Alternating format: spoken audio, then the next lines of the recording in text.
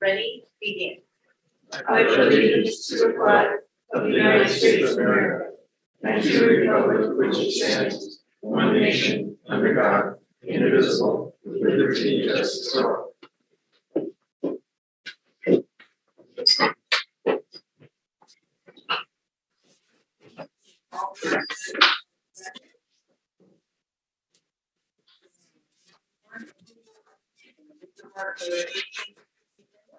No changes to the agenda tonight.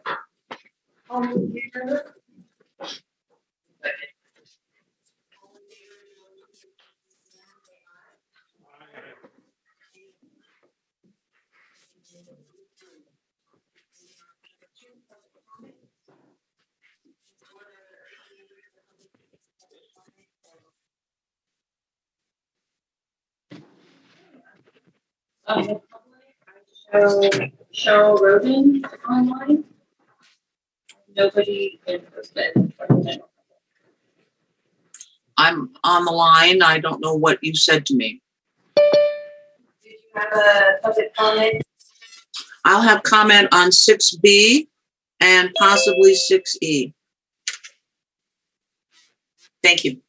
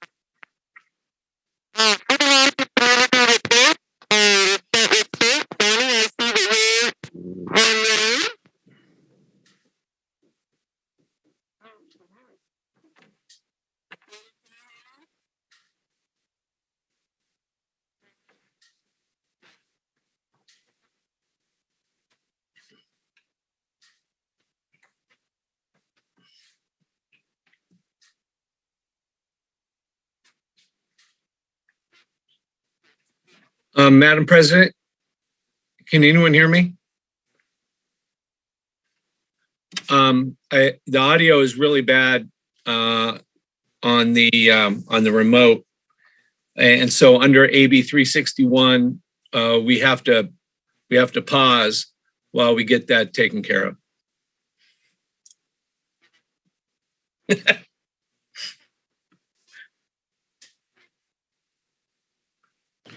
Just give me a. Give you a check. 1 2 1 2. Just ask them if they can hear that. Could you hear that? Yes, they can hear that. Yeah, unfortunately, we can hear George's voice. Giants, go Giants.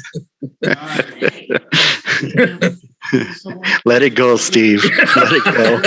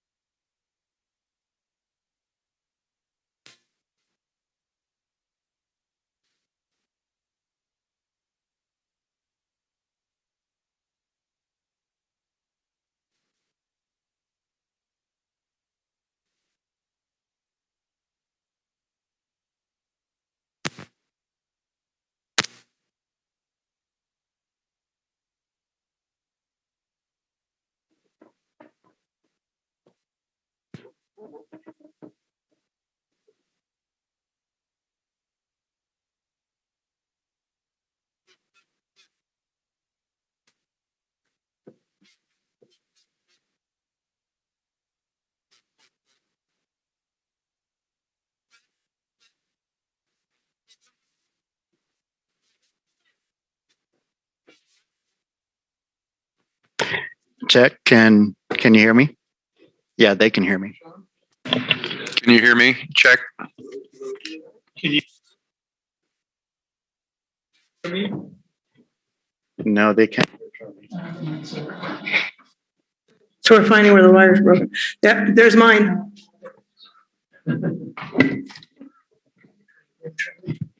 Check, can you hear me? Wow, hello. Whoa, that's loud. Yeah. There they go. They all kicked in. Hello? Yes. Yep. We're good. Check, check, check. Well, that's what happened when they're all serial like that. When one goes out, it's like your Christmas tree lights. Went the chain. Can you guys hear us? All right, so Mr. Kennedy, do I need to go back and repeat anything, or are we okay to continue as is? I think it appeared that that the board had started the public comment process. Correct. Yeah, I think the only one I heard was Ms. Roden. Okay, and we have an unidentified iPhone online. If you have a public comment, please unmute yourself.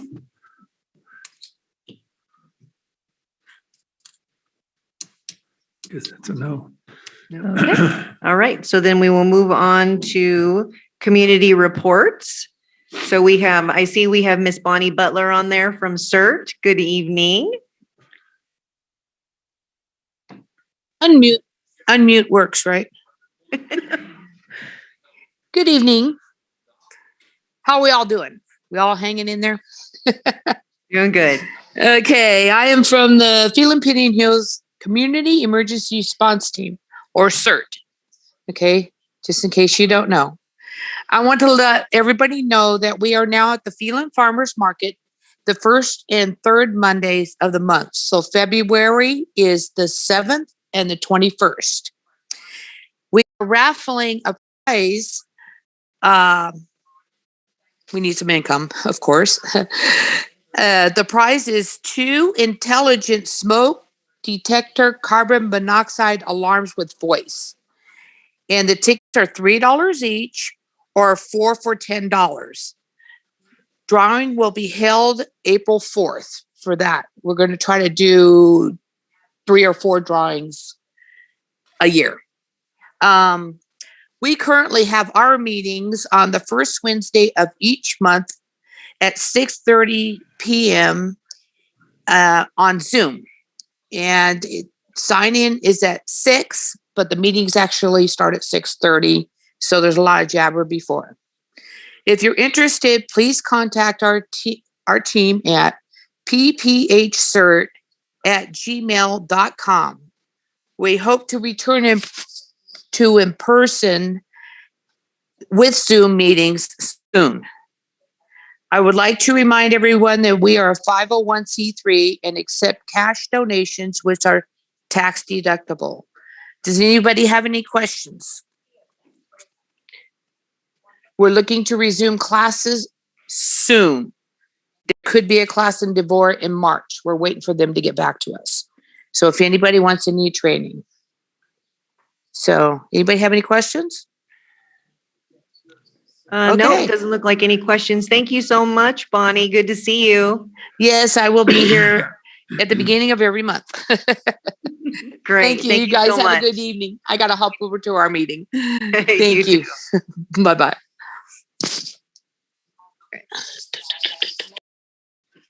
All right. So from the county supervisor, I see we have Sam Shoup on the line. How are you this evening? I'm doing well. Hope all of you are as well. Thanks for having me today. Don't have a huge update for the board, unfortunately, or fortunately, depending on how you feel. The main thing, the county has been working on providing additional face masks throughout the county to all residents, mostly through public libraries. Many of them have been delivered already, unfortunately, mostly down the hill. There's been a backlog getting them up here into the desert and into the mountain areas for some time. I think some may have gotten through. If not, we're hoping to get the rest of the deliveries started pretty soon into next week. There was a pretty major delay on getting those from the federal government, or because of the federal government in a lot of different ways. But we're hoping to get those out soon enough so that everyone's able to have masks who doesn't already. These will be the either N95 or KN95. I will admit don't know the difference. I'm sure someone here can explain it The letter to me. K. There we go. That was it. Beyond that, another very successful week for Operation Hammer Strike. I believe this was week 22, I want to say. 32 suspects were arrested throughout the county, mostly in our first district.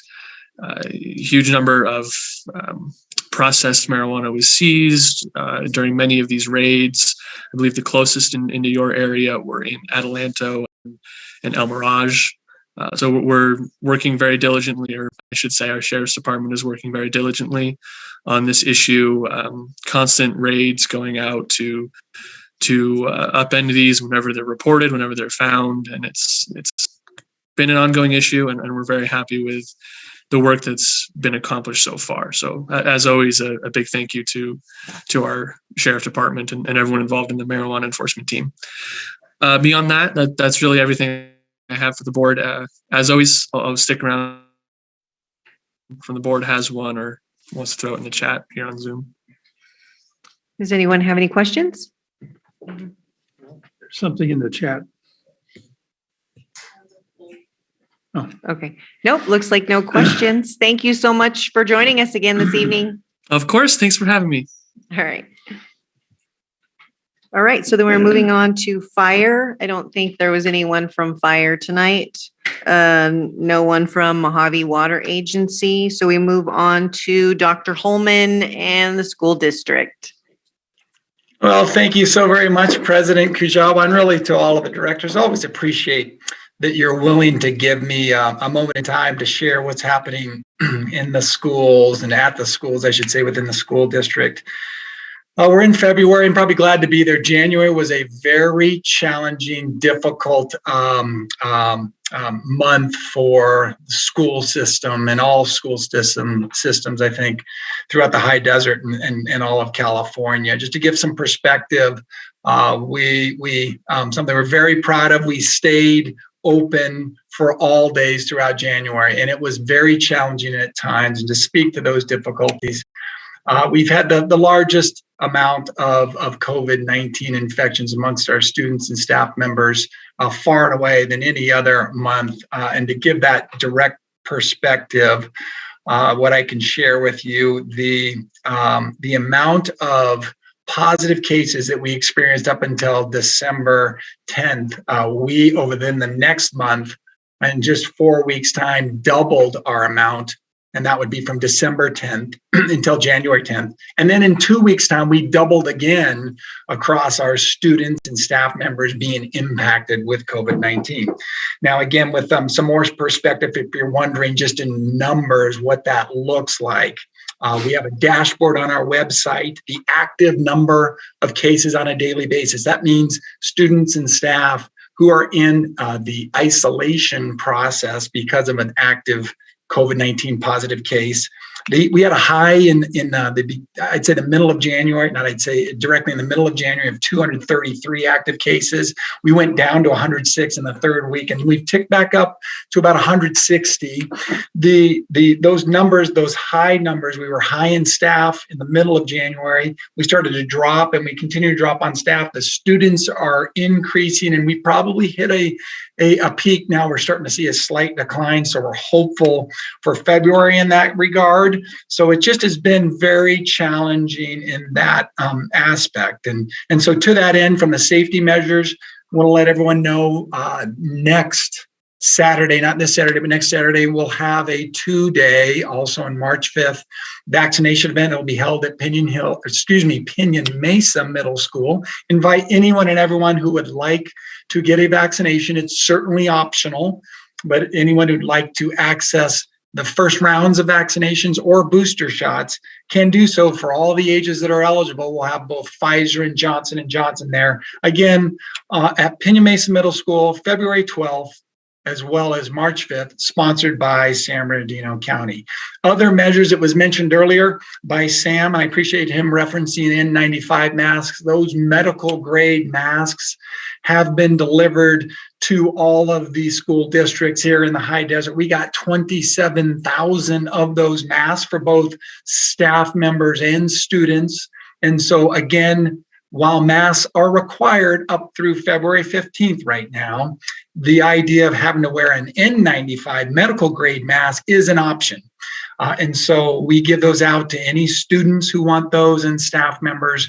And again, we have quite a good number of those. So we're pleased to be able to offer that. We're thankful that the state provided those to us for free. And speaking of free measures that we have in place, student test kits, those are the rapid antigen tests for COVID-19, have been delivered to us. And we have been disseminating those to all students at all grade levels, 2 per student.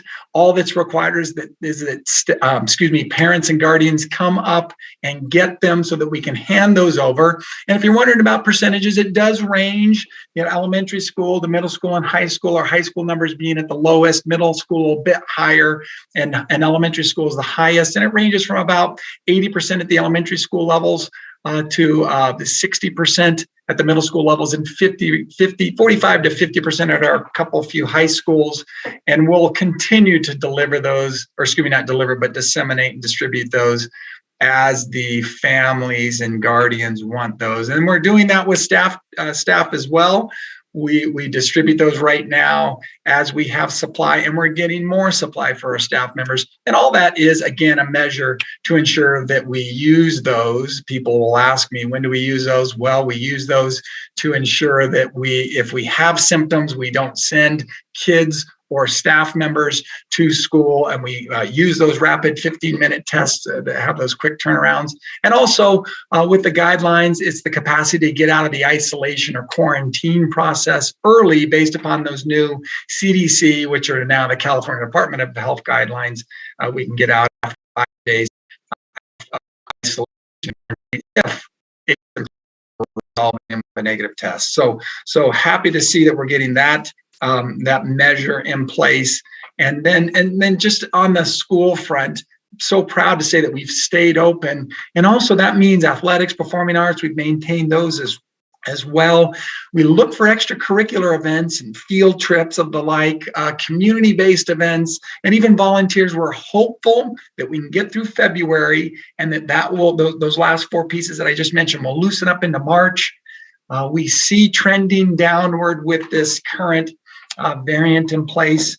And I would just say that just again, so very proud. And I'm on record at board meetings saying I don't think I'll ever be more proud of Snowline in my tenure as a superintendent, just because of how many people have stepped up. Those are the students, the families, the staff members, to meet not just the moment, meet the moments. These are moments that have been incredibly challenging. So very grateful. And I'll end with a many thanks to all of you, specifically Kim Ward. Kim, thank you for inviting me to write a letter of support on behalf of all of you for another grant. I just really appreciate that effort that all of you seem to be engaging in. Very resilient group you are, very much persevering through the grant process. We're very happy to be partners in that regard as best we possibly can. So long-winded, I hope it's helpful. Back to you, President Kujal. I'll always answer any questions if there are any.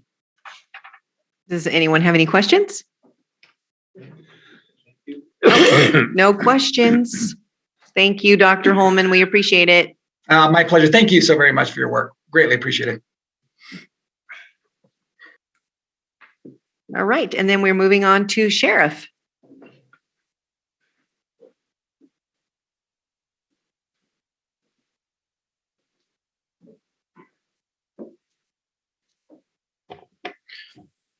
Good evening, Sergeant Paul Solero, Assembly County Sheriff. The monthly stats for January 2022 for the Phelan area, there was a total of 648 calls for service, a total of 98 reports taken, and out of that, 20 arrests were made. For the Pinion Hills area, there was a total of 223 calls for service, a total of 35 reports were taken, and out of those, a total of 9 arrests were made. And then obviously, the Victor Valley Sheriff's Station is still continuing with our marijuana search warrants operations in conjunction with Operation Hammer Strike. As you can see by my outfit, and everybody can probably smell me from here, we were out doing search warrants today as well. We're seeing more and more indoor grows, and that's what we were hitting on today. So.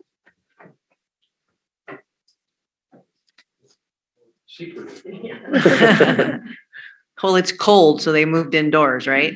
Yeah, the weather does play a bit into that. We're seeing less and less of the outdoor grows. I know a lot of the operations with the outdoor grows are hitting the larger ones in the El Mirage area specifically. As far as, like I said, the Victor Valley Station, we respond to whenever somebody calls and they think there may be a marijuana grow, we'll go out and investigate that, try to determine if it is a grow, and then we'll serve our search warrant. So we're seeing more and more of the indoor grows. Thank you for your work. Thank you. Thank you. Thank you very much. All right. Have a good night. Thank you. You too. Thank you. All right, so we will move on to number 3, consent items. Does anyone have any items they would like to pull? I don't want to pull anything, but with regard to the roles and responsibilities, I'm going to have a comment later on under director's report. I think there's a place where we can make the reporting, improve the reporting. Thank you. Okay, so can I get a motion to approve the consent items? I'll move the item. I'll second. All in favor of the motion to approve the consent items, say aye. Aye. Any opposed? The motion passes. There were no matters removed from the consent items. Number 5, there are no presentations and appointments. So we move on to agenda item 6A, discussion and possible adoption of First Amendment to the exclusive franchise agreement between the Phelan Pinion Hills Community Service District and CR&R Incorporated for the solid waste handling and recycling services. Mr. Barnes. Thank you, Madam President. You're going to hear this several times tonight, but Ms. Ward will be handling this item.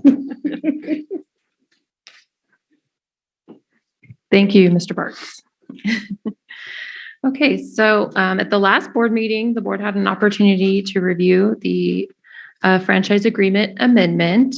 Since then, staff has submitted changes which are included in red line format in addition to a clean format in this board packet to CR&R, and their staff and legal counsel had an opportunity to review it and had no additional changes. As you're aware, we have to amend our franchise agreement in order to begin our efforts to comply with SB 1383. And so staff's recommendation is for the board to adopt the First Amendment to the exclusive franchise agreement between the district and CR&R Incorporated for the solid waste handling and recycling services, AKA the amendment. Thank you. All right. We'll start with Charlie. Do you have any questions?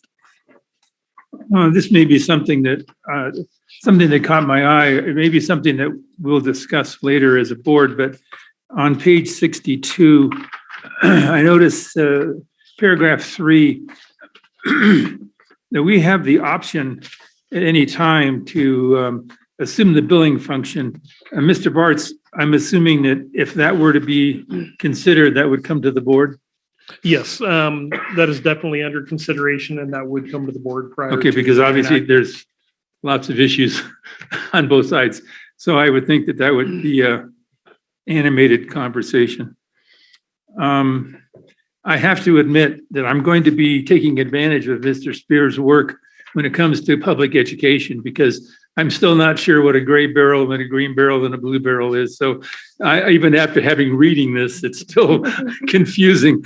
So if I'm confused, I'm sure there's one or two others that are confused. I would like to thank Ms. Ward, because I had a question on page 72, item 3B under education and outreach. And one of them had to do with the food recovery organizations and food recovery services.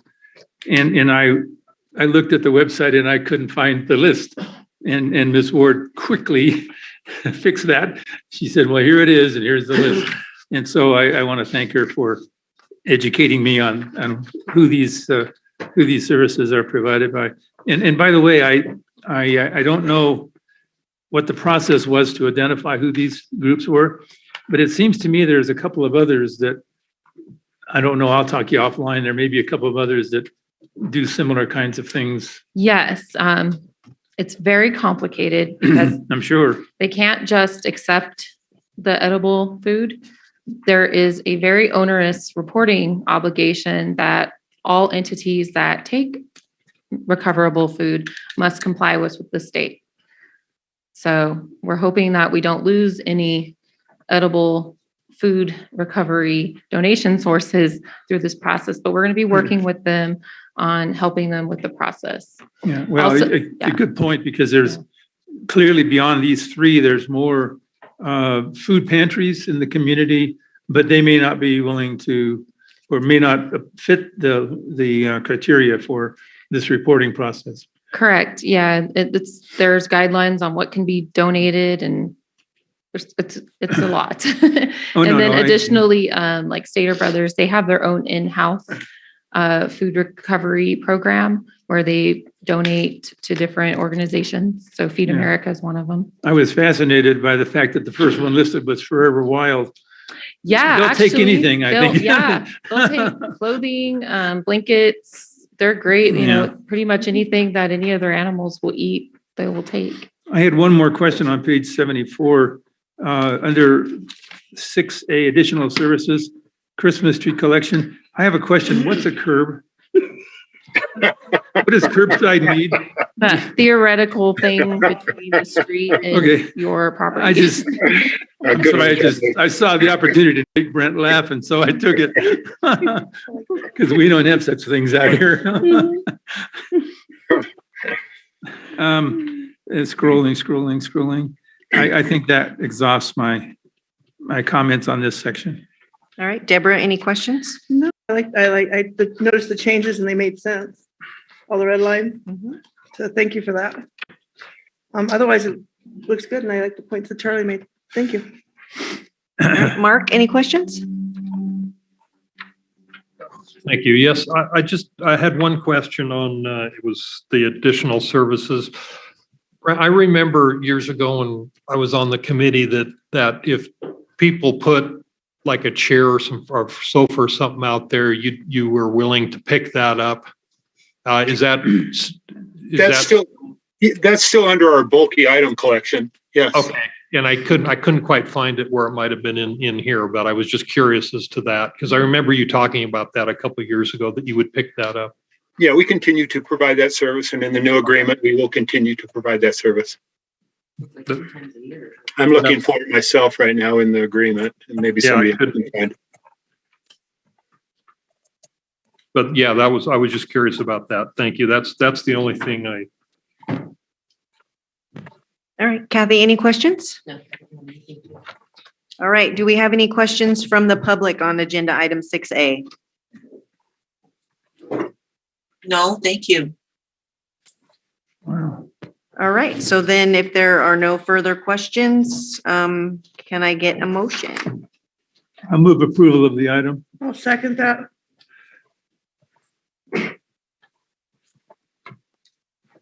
Sorry, I lost my place.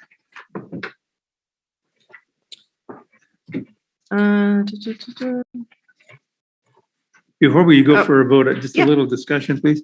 On page 150, I note the timeline for both the residential and the commercial. So according to this, I'm assuming that the study for cost service rates is ongoing right now, Mr. Spear, is that correct? Yes, they are. And is that being done by you and one of your consultants? Yes. Okay. And according to this, we'll see that sometime in April, hopefully early in April? Probably sooner, but by then, yes. Okay, great. No later than April. And I'm assuming that'll be similar for the following year as well. Yes, sir. Okay, thank you very much. All right, so I had a motion and a second. All in favor of the motion? Say aye. Aye. Any opposed? All right, the motion passes. All right, moving on to 6B, review of draft strategic plan, right, Mr. Bartz? Thank you. Kim Ward is going to be taking this item also. Thank you. Okay, so tonight we're presenting the draft version of the district strategic plan. As you're aware, we had several variables and delays from the state, which directly impacted writing this plan. We've been able to address many of those, and those are in the plan. Tonight, if you have any questions, I'm happy to answer them. Also, throughout the coming weeks as well. The next step will be to send this over to our consultant at BHI, who will finalize it and then do a presentation to the board. Express that timeline again. As soon as I can nail him down for a board meeting, Oh, he will be here to present the final version of the strategic plan. So hopefully very soon. All right, let's start at the other end. Kathy, did you have any questions?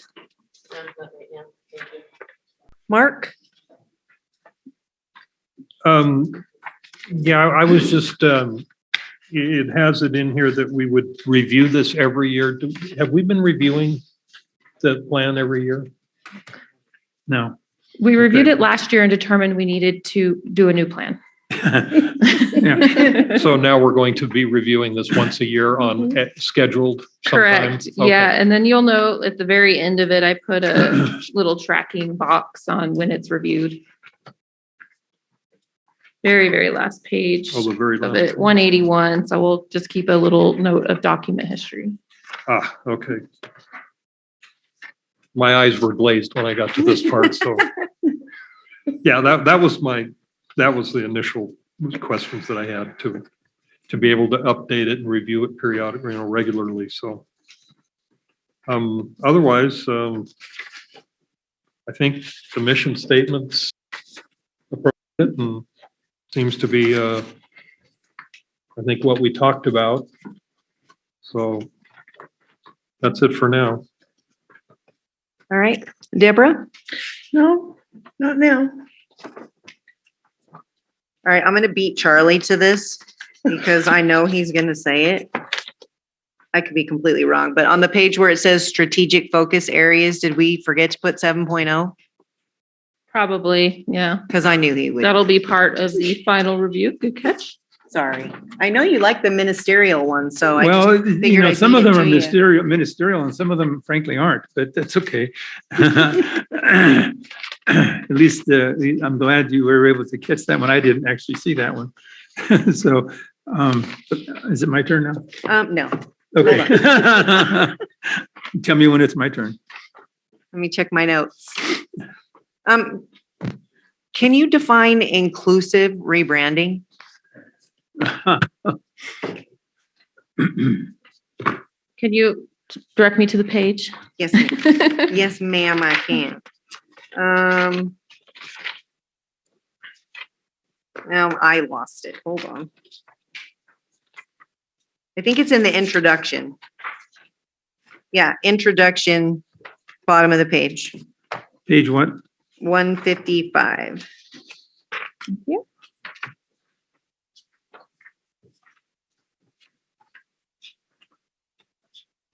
The second bullet. Yeah. Community relations and culture, comma, inclusive rebranding. So these were elements that were identified in the stakeholder meetings, which included meetings with staff and with the directors. And my understanding of that is making sure that we're reaching out to everybody in the community that has a stake in our operations. And so we already completed our logo and we've been working on new outreach and methods to our constituents. So I believe that's what it's speaking to, but I will put a note down to verify. Okay.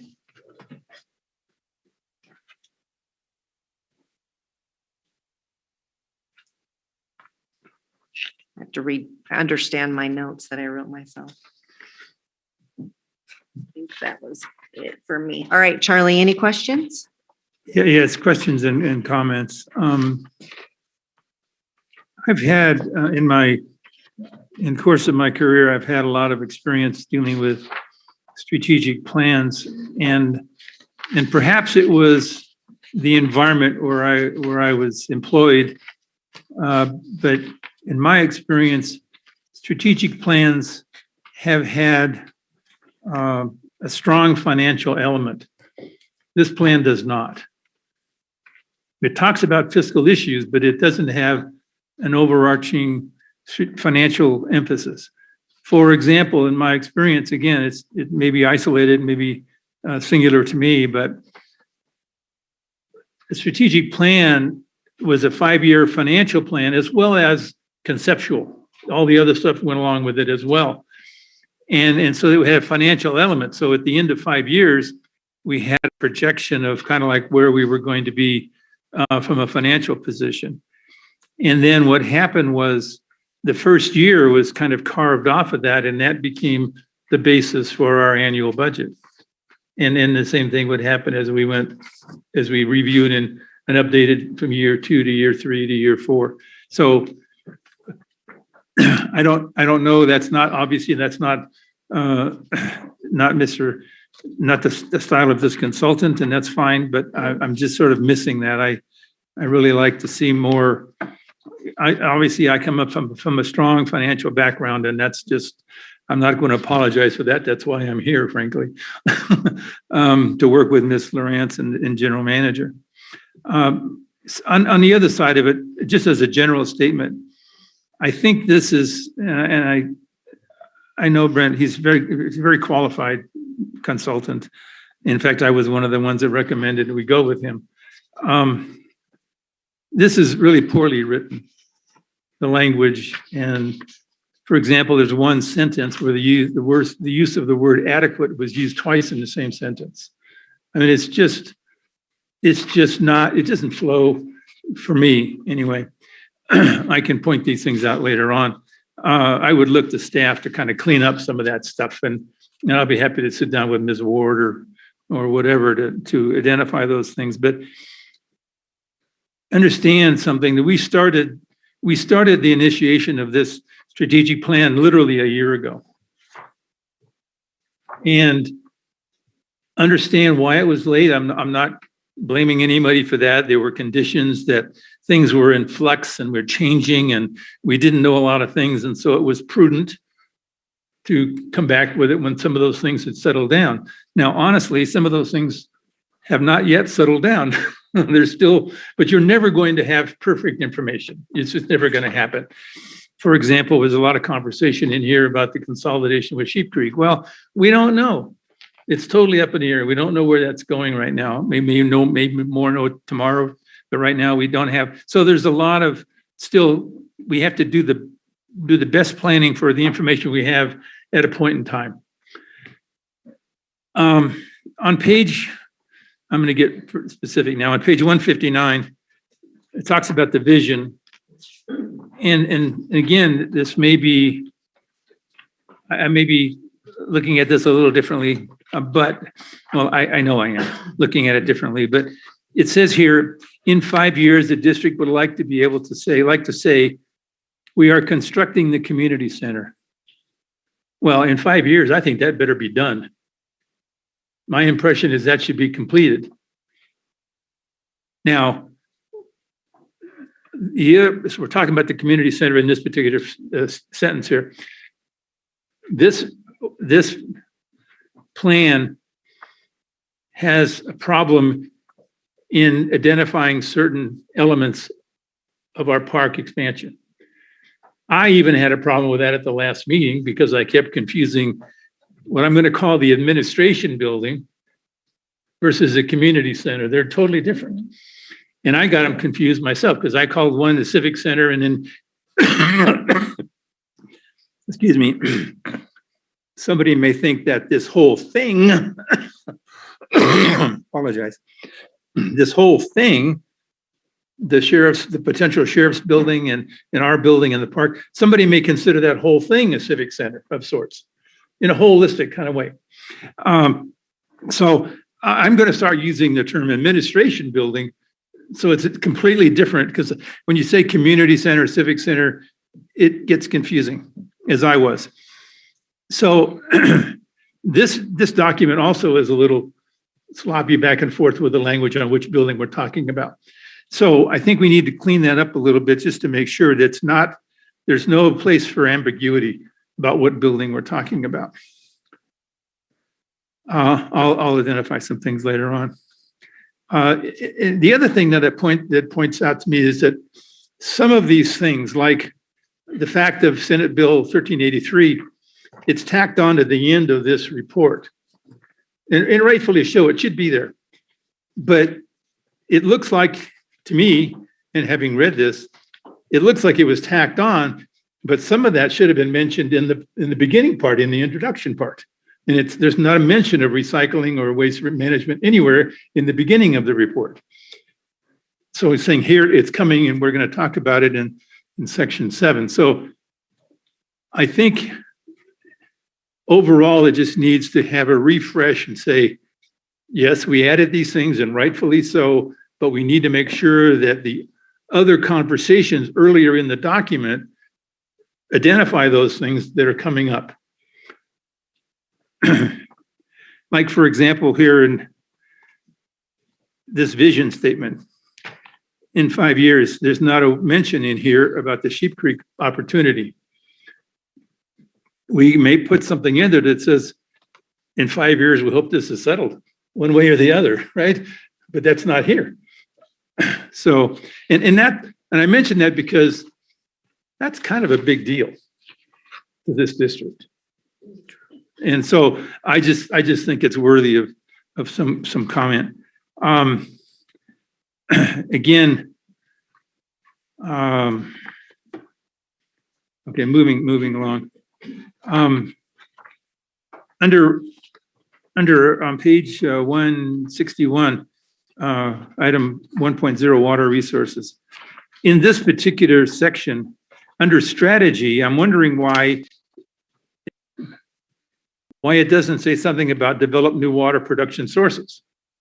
Now, it's something about developing new water production later on in the document, but it seems to me that as a strategy, this district should be always looking for opportunities for more production opportunities. And I think it would be appropriate to put something like that in the strategy discussion under 1.0, water resources. Then we talk about the Sheep Creek thing. Well, that's fine. It belongs there. Talks about the Chrome 6. It belongs there. That's fine. Under 1.3 on page 162, we have a term that I've never heard of before, district metered areas. Maybe we have a definition of what that is. Because I couldn't find it referred to any place except this one place. Doesn't have to be answered now. Just come back and let us know. What is district metered area? I don't know. The whole district should be metered. I don't know what that means. So it's unclear. Charlie, could I ask you a question? I kind of got lost for a minute. I'm sorry, sure. I may have gotten lost too, Mark. Well, under water resources, you said that it doesn't say that we should be seeking additional water sources, or it does? Oh, I'm sorry. There is a line. I apologize.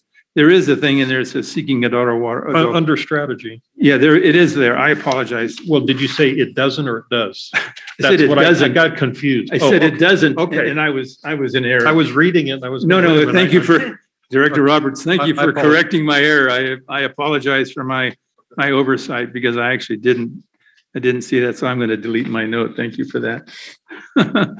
Yes, I appreciate the correction. So what's a district metered area? Definition to follow.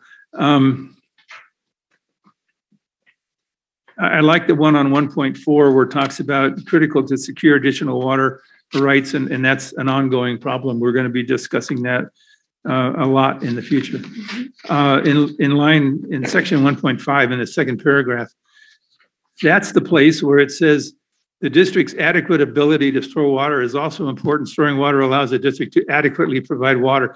The same adequate is we use twice in the same sentence. To me, that's clumsy.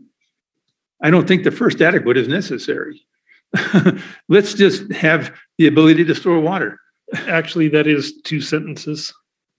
There's a period after important on the. Well, first one. okay, but okay, fine. It is 2 sentences. You're right. Again, corrected. I stand corrected, but I mean, it's like, at least looking at the SARS and come up with another word. On page 163 on 1.6 meter replacement program, under the first bullet point under the paragraph, complete, this is what's going to be happening, complete customer side internet meter portal. As far as I'm concerned, I thought that was already done. That is correct. So that should say completed. We already have a portal. We've only got maybe a third of our customers on the new meters, but that part's done. That is also correct. Okay, thank you. Again, it's like this was written a year ago and hadn't been updated for what we've done. But we don't get credit for the stuff we've done in the year, right? And so I think it's important to do that. Under 1.7, emergency preparedness, I've had conversations with Mr. Bartz about this a few times over my tenure on the board. When I talk to Mr. Bartz and staff about emergency preparedness, it's vital to this district for lots and lots and lots of reasons, which I'm not going to list. You all know what they are. But I think our thinking, it's my observation that our thinking is too narrow. Because when I ask, do we have a preparedness plan? The answer is a resounding yes, both from Mr. Wright and from Mr. Bartz. And we do. As far as it goes, as far as being able to deliver water in an adverse situation where we have broken water lines, perhaps ruptured tanks, broken wells, whatever. That plan, I don't have any doubt, is in place.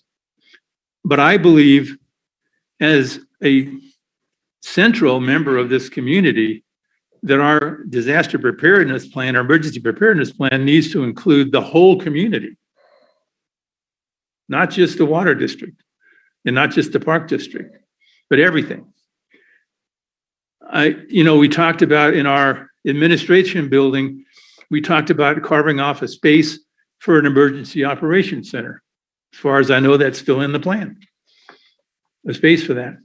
I've had side conversations with Mr. Bartz about joining up with other organizations in town, like the CERT organization, for example, and becoming a part of a broader district-wide, agency-wide disaster plan for our community that ties into what the fire department's doing, for example. I've talked to experts that are smarter about this than I am, about from our EOC, our future EOC up there in our administration building, having an ability to have ham radio service with a repeater perhaps up on the top of tank 6 up here, so that we can actually have a repeater that covers the entire area, so that if something happens between us and down the hill, we still have the ability to communicate through ham radios throughout the entire district. I think that's important. Now, we still have, I'm assuming that our SCADA and our metering systems would still work because we have those towers and we have all the facilities to do that. The technology is there, as far as I know, for those things. But I think we need to be thinking about our role as a significant element in the disaster preparedness for this entire community. It's not just water.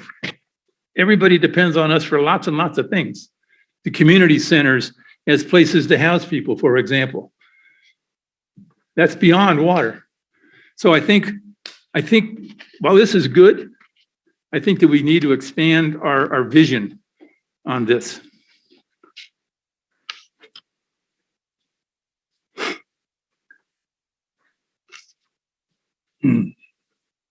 I have, again, on page 165, 2.3, there's a question about civic center building. And again, the language needs to be cleaned up. Which are we referring to, the civic center or the community center? So I know, because it says multi-purpose, building utilized for indoor recreation. Well, is that the civic center or is that the community center?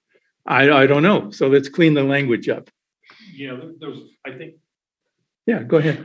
I think there's several areas where the language needs to be. Yeah, There's exactly. some wording that Yeah, is it's off. maybe I it assumed is that- ministerial presidential. I was just circling things and I was gonna just give them to the Yeah, yeah. Well, Board I'm Secretary. just suggesting that I'll be happy to consult with Ms. Ward and, you know, I don't want to set up a committee to do that. That would be really ridiculous. But I think those of us that have commented on these things, that I think we can put those comments in and clean up the language. In section 2.4, we don't mention the Phelan Certified Farmers Market, for example, is one of the things that we work in conjunction with, and that's an independent organization, as you know. And so I think that should be added. Now, in section 3 on page 166, again, we talk about community recreation building. Well, that's a little bit more clear, but it's still, we need to clean up the language. In section 4, we talk about fiscal efficiency. I think this is vital. This is really important to have these kinds of things in here, because I think everybody on this dais is, including the staff, are all committed to the budgeting process, and to make sure we get GFOA and CFO, accreditations every year. And then Ms. Lawrence has done an awesome job in making sure we do that, but she's been entirely the driver behind that. And so she gets 1,000% of the credit for that. The audit, of course. In section 1, page 170, sorry, under 4.5 fiscal policies. I've been on this board for a while, and although I had a hiatus there for a while, but I didn't remember anything called the cash handling policy. Well, I went back and you know what? We have one. In 2014, I believe, was the last time it was changed. I would like to suggest that we review that again, as we do with all of our policies, but I couldn't remember it. And I went back and looked in our great website with all those resolutions, policies, and there it was. It was there twice, in 2013 and 14. Maybe it's time to revisit that, Ms. Ward.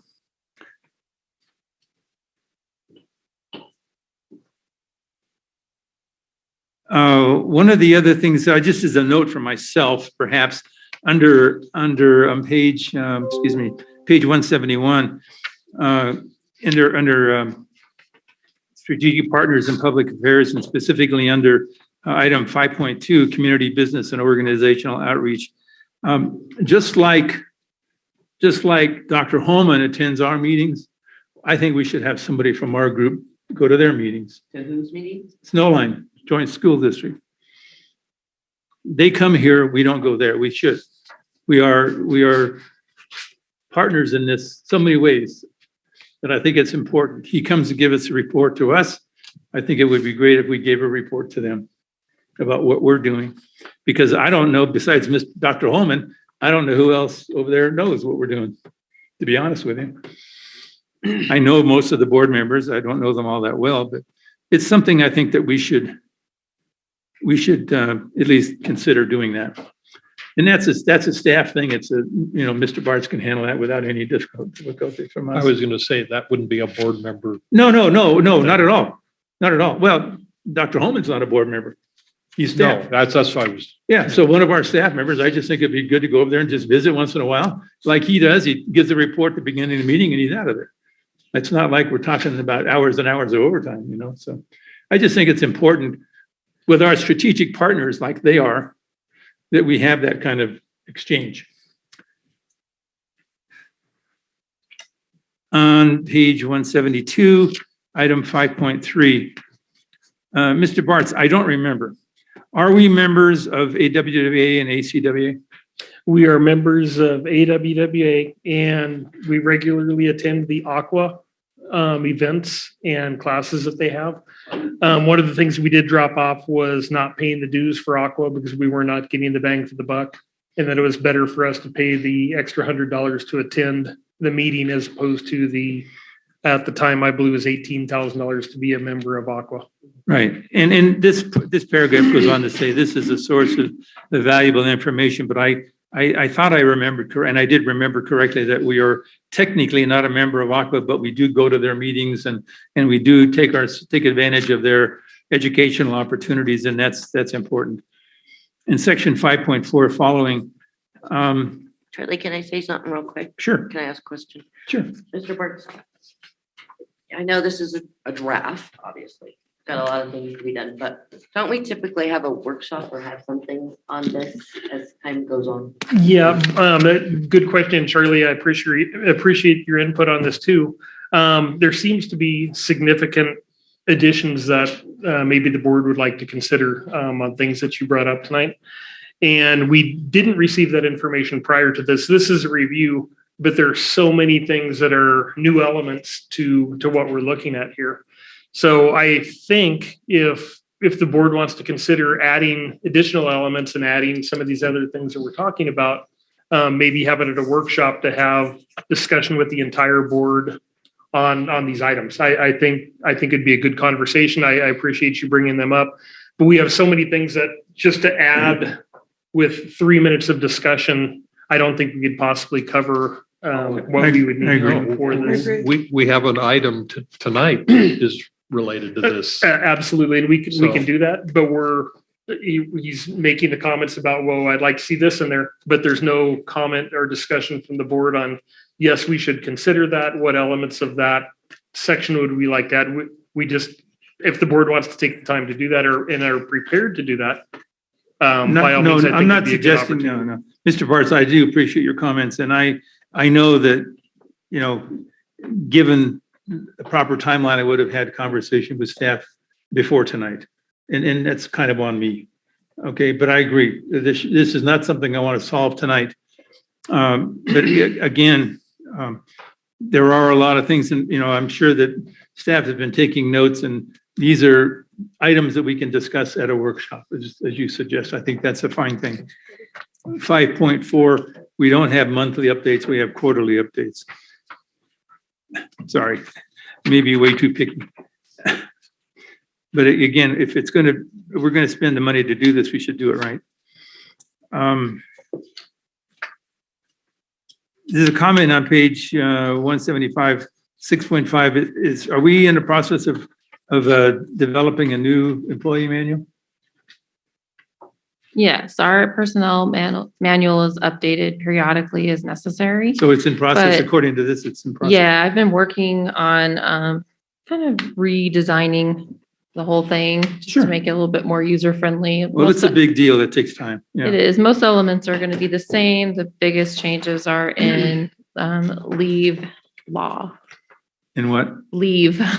Oh, yeah, Leave right. No, related there's a lot elements. of, no, and I appreciate that. So my last comments are on page 180. We've had this type of a table in the prior version of this, the first version of this.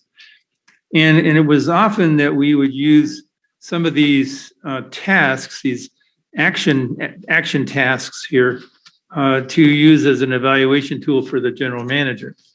And I think that's a valid thing. And we've done that. My observation on this is that this particular action table, when it talks in column 3, the completion timeframe, this is looking at these tasks from the 30,000 foot level. In order for us to really do an adequate job of evaluating general manager, if we're going to use this tool as part of that process, it needs to come down to about 5,000 feet. For example, if we say here,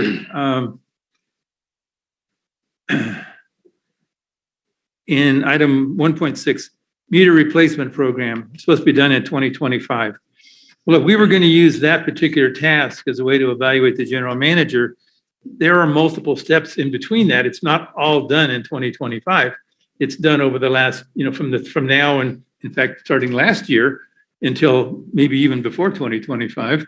I don't know if I know Mr. Wright, he'll have it done before then. But I think that's an example where I think that if we were going to improve this, and maybe that's a separate document, by the way, that we need to drill down on these timeframes so that they are more actionable. Because I don't think we can take action on something like it's a 3-year window. So I'd like to see us drill down a little bit more, get some more finer task deadlines so we can use that as an evaluation tool. And that concludes my comments. Okay. So with that, we will move on to C, discussion and possible adoption of resolution number 2022-05. Yes, Ms. Roden. Yes, I'm sorry. I said earlier that I had some comments on this area. Just a few. One overarching comment, and it builds off of something Board Member Johnson said earlier, is to integrate the strategic plan into the budget with specific timeline goals within the annual budget process and your long-range capital improvement budget. In that way, those are the building blocks to achieve the strategic plan, and it becomes more of a living document within the budget. So that's one suggestion, and I think Charlie mentioned that as well.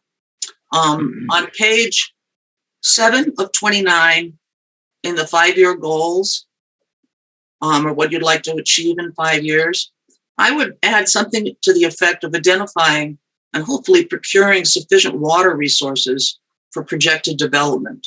You might want to consider adding something like that in there. On page 8, consider adding conservation and recycling. On page 10 of 29, I would renumber. I'm suggesting that you consider renumbering those so that 1.4 becomes 1.1 and 1.5 becomes 1.2, which are your primary mission. And then the others flow from that. Can you ask her to go slower and repeat? I can't hear the comment that was made. That's okay. They're just saying that you're going a little bit fast for them to flip their pages. Okay, on page 10 of 29, it's page 162 in the agenda.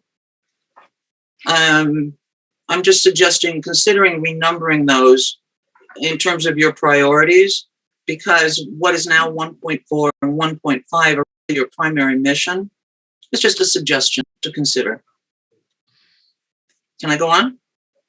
Yes, go ahead. Okay, on 1.7, emergency preparedness, Charlie spoke to this. I should be saying Director Johnson, I'm sorry. And I want to underscore it. It's because I think because everyone looks to the CSD as if you were a city and the Board of Supervisors all rolled into one, and you're not. You have a primary and limited mission. However, they're going to look to you. The whole community will look to you. So I think adding something to the effect of participate with key agencies in community-wide emergency communications. Because if we're cut off, like everyone tells us we may be, getting information out into the neighborhoods, coming up with plans to distribute information. If people need to find a place to come to get to water, if they need just information on what's happening and that sort of thing, to the extent that the CSD can help facilitate and be very coordinated with the other emergency responders who clearly are going to be in charge, I think it would be a useful role for us to consider in our participation. And those are my comments. All right, thank you very much. You're welcome.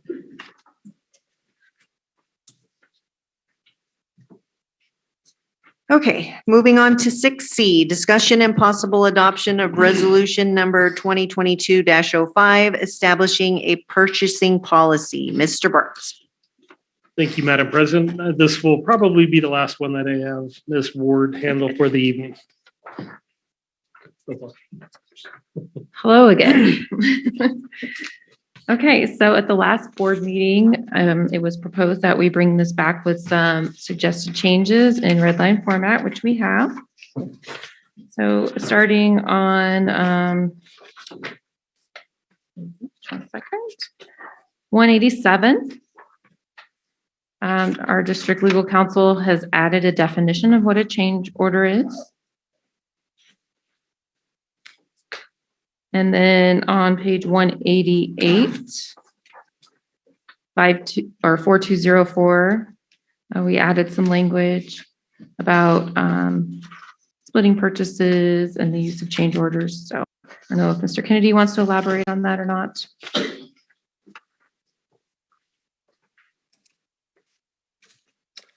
The only thing I would say there is that was an attempt to address, I think, the point that was raised by Director Johnson at the last meeting about if change order pushes a project over the threshold, and how does that get daylighted? And so the idea here is that splitting purchases are prohibited, so that a staff or a consultant cannot split up a project to avoid competitive bidding.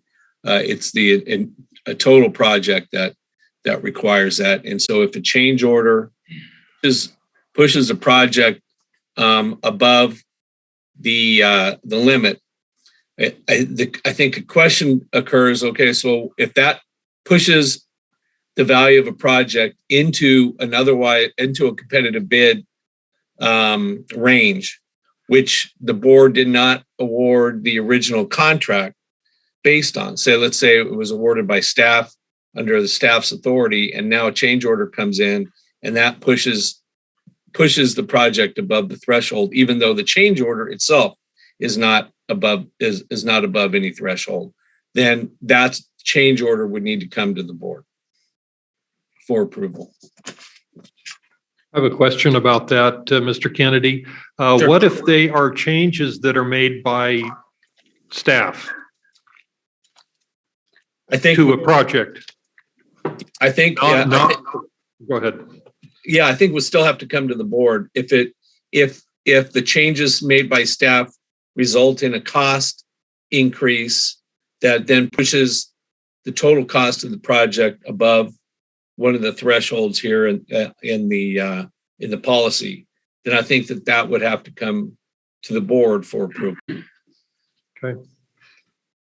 And then on page 191, the comment about the $250 threshold bump to 500, was that something we had discussed, or is that new? No. Staff mercifully requests that you change Mercifully. the PO amount from 250 to 500 because pretty much every single purchase we make now, we have to go through the requisition process, which is extremely cumbersome to do for every single purchase. So it is a staff request since we are amending the policy. Got you. Thank you. All right. Do any of the board members have any other questions? Kathy? I did talk to Dawn earlier, so I think I answered it. Okay. Mark, any other questions? No, that was the one I had. All right. And I got mine. Deborah, any other questions? They were already asked. All right. Charlie? Thank you. On page 187, there's another comment, actually the first comment by Ms. Ward on section 4203.04, where the definition of a capital expenditure. Ms. Ward has a comment here. Material costs are significantly higher than when this policy was created. Unless this amount is statutory, consider changing the amount. Yeah, I should have deleted that comment for this one in the packet. We had a roundtable with our staff and we don't need a change at this time. Okay, well, and that confirms because I reached out to the expert on capital expenditures, which would be Ms. Lawrence, and she said the $5,000 is fine. So I just wanted to clarify that. So thank you for that. I do appreciate the work that staff did, and which includes Ms. Ward and Mr. Kennedy.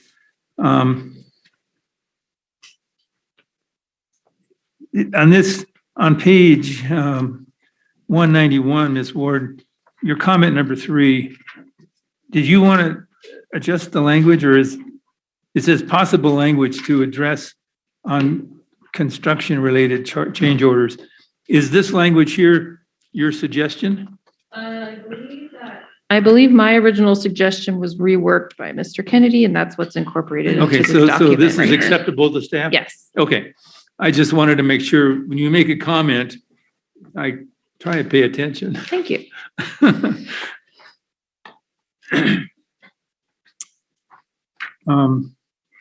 So I appreciate the work that was done on this, and I have no further comments on that. All right. Are there any questions on 6C from the public? I would like to move approval of the item. Second it. All right. So I have a motion and a second. All in favor of the motion, say aye. Aye. Any opposed? So the motion passes. Thank you. All right, moving on to 6D. Discussion and possible action regarding prioritization of Phelan Park expansion project elements for development. Mr. Bartz. Thank you, Madam President. Staff is in the process or will be submitting various grants and seeking authorization to submit loan applications for the fund portions of the Phelan Park expansion project. Some of the applications require specifics and nailing down dollar amounts. So what we've done tonight is staff has gone through and made a suggestion for discussion with the board on what we feel these priorities should be. You have a map included in there, and that is page, I believe it's 201. It was a small number there. And you can see that, so we have the priority number 1, which according to the map is elements A, B, C, D, E, F, G, H, and I on this project. Now the number that we're looking to hit is somewhere in the range of $14 million. On page 202, you can see that those priority number 1s fall in that top section of about $8.2 million.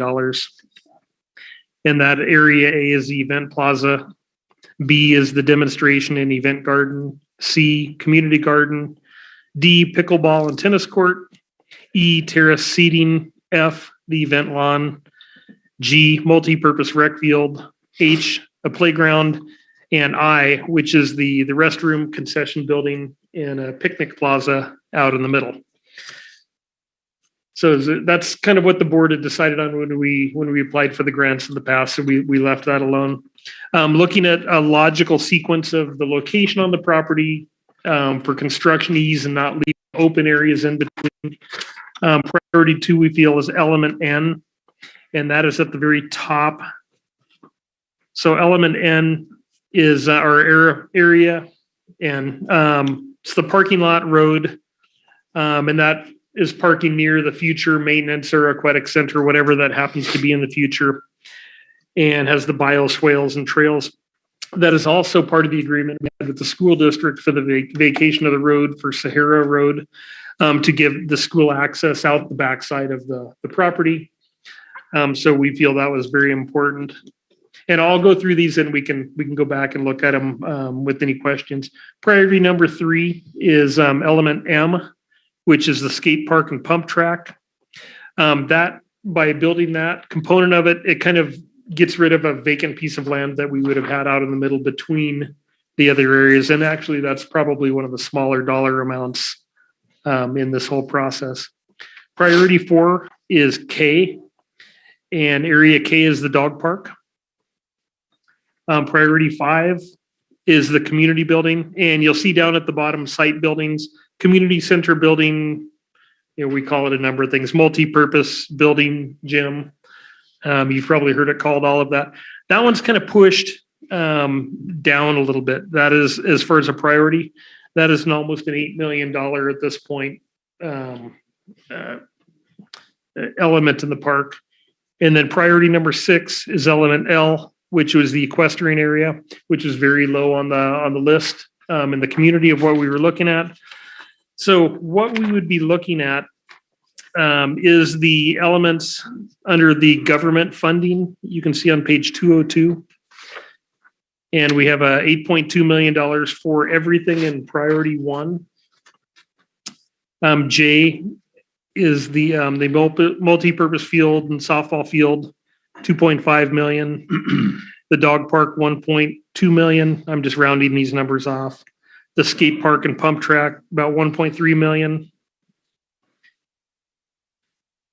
And so it comes up with about $14 million. You know, it's kind of right in the ballpark of what we're looking at. So staff is looking for the board to give comments on what they think, how the priorities should be kind of set up for this. Yeah, Um, it's not on the priority Yeah, list. I obviously didn't do a very good job with you, Mr. Bartz.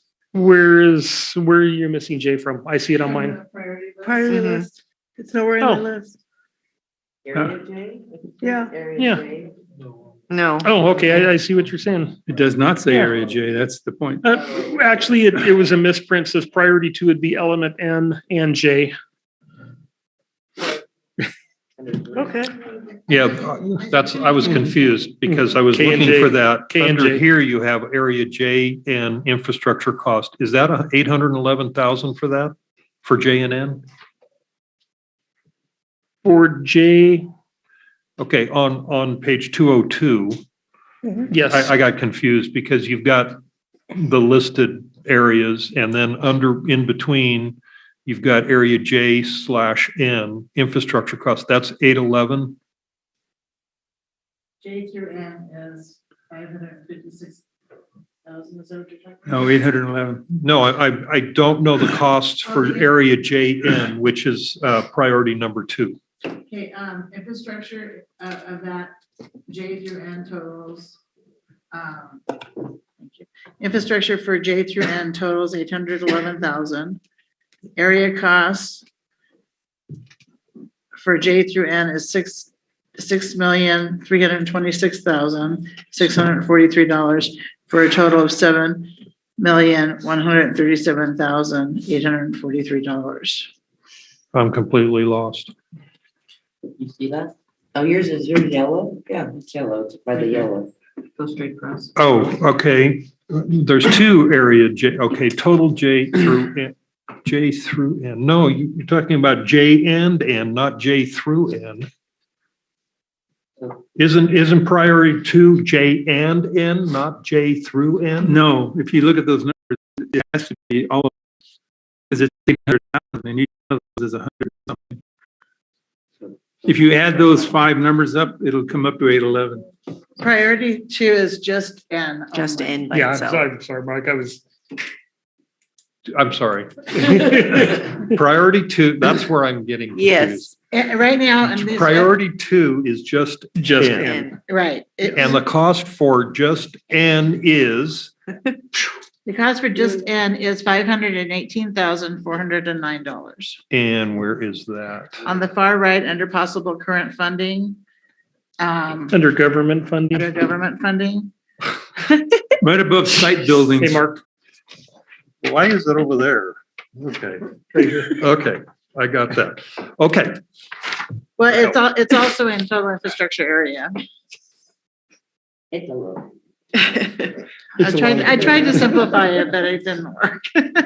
So basically the government funding and enterprise funding boxes that are on the far right, I just pulled from that total infrastructure and area amount, which is that middle column.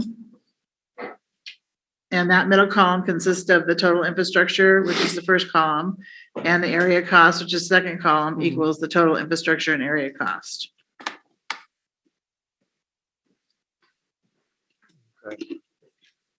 It's beginning to fall into place, It's kind of. Thank you. All right, You're so welcome. forgive me for repeating myself then. So where was J on the priority list? J was omitted, but it should be priority 4. K and J. K and J J, together? yeah. Okay, thank you.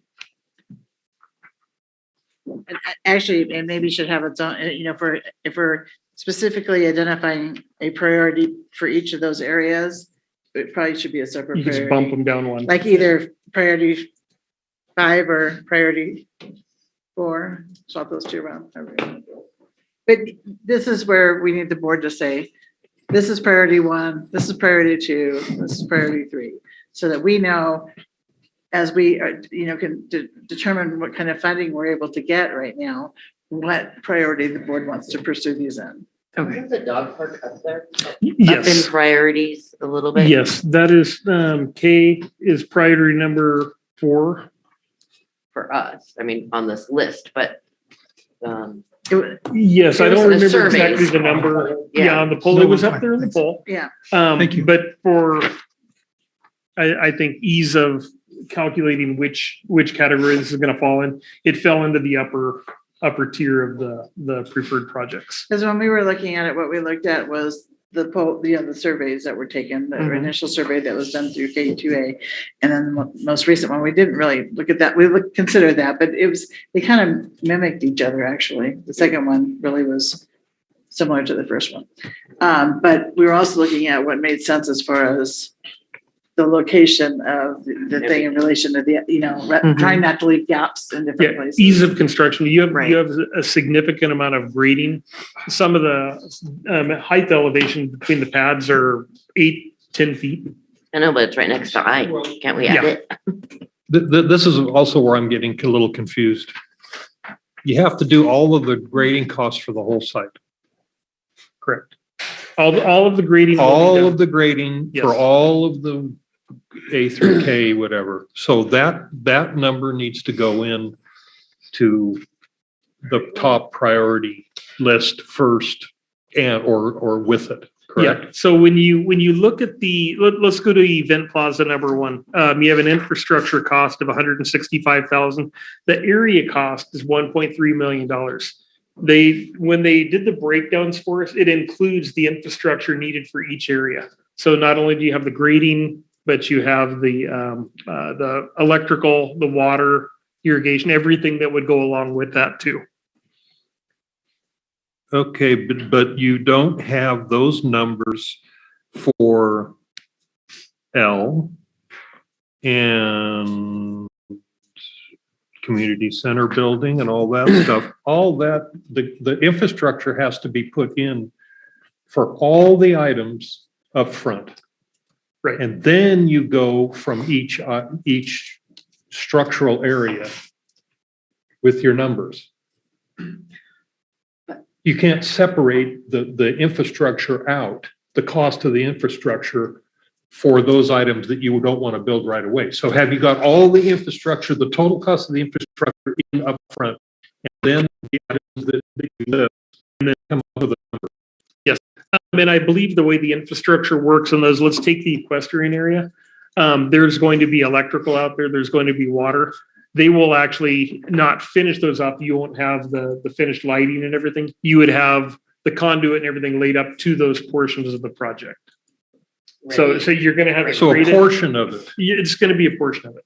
Okay. So just the grading is gonna be number 1. and The then grading is going to be the number 1. electrical, each section will come in as needed. Yes, because if you look at the grading for phase 1, which is the building out front by the street, the grading for that, where they're taking the dirt from and starting to grade for the rest comes from, NMF, HG, that whole area back there, they begin the grading. as Wouldn't part it be of more, I may be wrong, wouldn't it be more efficient to do all of the infrastructure as we want it and then start with the items and come up with the costs rather than stopping and then rehiring people to come in and do electrical and stuff later?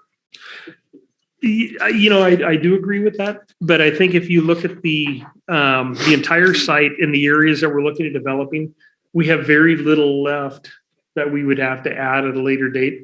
We could certainly take a look at that and see what those budgeted amounts would be, but I believe that probably the majority of that is going to be taken care of with the construction of these initial phases. Okay, it just seems logical that you put the infrastructure in because that you tear everything up and dig holes Absolutely. and trenching and everything. Yeah. It just seems logical that you would do the infrastructure for the whole site. Yeah, the And then start infrastructure would from be there. stubbed out to the areas that were not completed.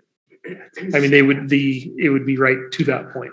So you wouldn't be disturbing it. It just seems cheaper that you got a trencher and the trencher just goes and does it all rather than stopping at a certain point and then hiring the trencher to come back out and retrench. Anyways, that's. No, I agree. And I think that's something we will look at as we're going through this, and we'll find out if we can work those costs or how much additional cost it would be. But we could certainly take a look at that. I agree 100%. You don't want to go back in twice and have the mobilization fees, but there are going to be at some point separate construction contracts for this. Good. Won't that become more apparent as we get the next phase of the design documents and for the CUP and stuff? Yes, exactly. One of the things, we had a meeting with the KTUA this week, and as we're trying to put the information together for whoever we're going to borrow the money from right now, the iBank looks to be most promising. They have some good rates and everything. They're going to require some very detailed breakdowns, which we don't have all of the information we're going to need yet. We have the projected cost, but as they get into the detailed construction drawings of these, we will have a lot better numbers. But they feel very confident where we're at right now with the contingencies that they've built into this. Okay. And part of this process in getting the order in which the board would like to proceed will be, the next step will be George will be bringing back approval from the board on getting the next phase of the development, the design done and moving forward with the CUP and the CEQA and various things like that. So in order to move forward, we need direction from the board on the order in which they'd like these things developed as part of this process. I might add, the priorities were also chosen based on some recent grant submittals. The grant criteria are very specific in what types of elements they want to pay for. And so that's why this order was also selected. So cross our fingers we get it. Element N minus any building, but the parking lot and the drive and the trees and all the infrastructure associated with developing element N were put into one grant. And then another grant addressed items A through F. So, and again, we had to pull out everything related to just those elements for the grant. I mean, including the number of trees and the initial infrastructure as well. And if we are very lucky and we get those grants, we do have a matching component for that. And so that's why these elements were ordered by staff in this way. Apologize for not typing in the J. All right. So Kathy, do you have any more questions on this? Comments on the order of priority? No, I mean,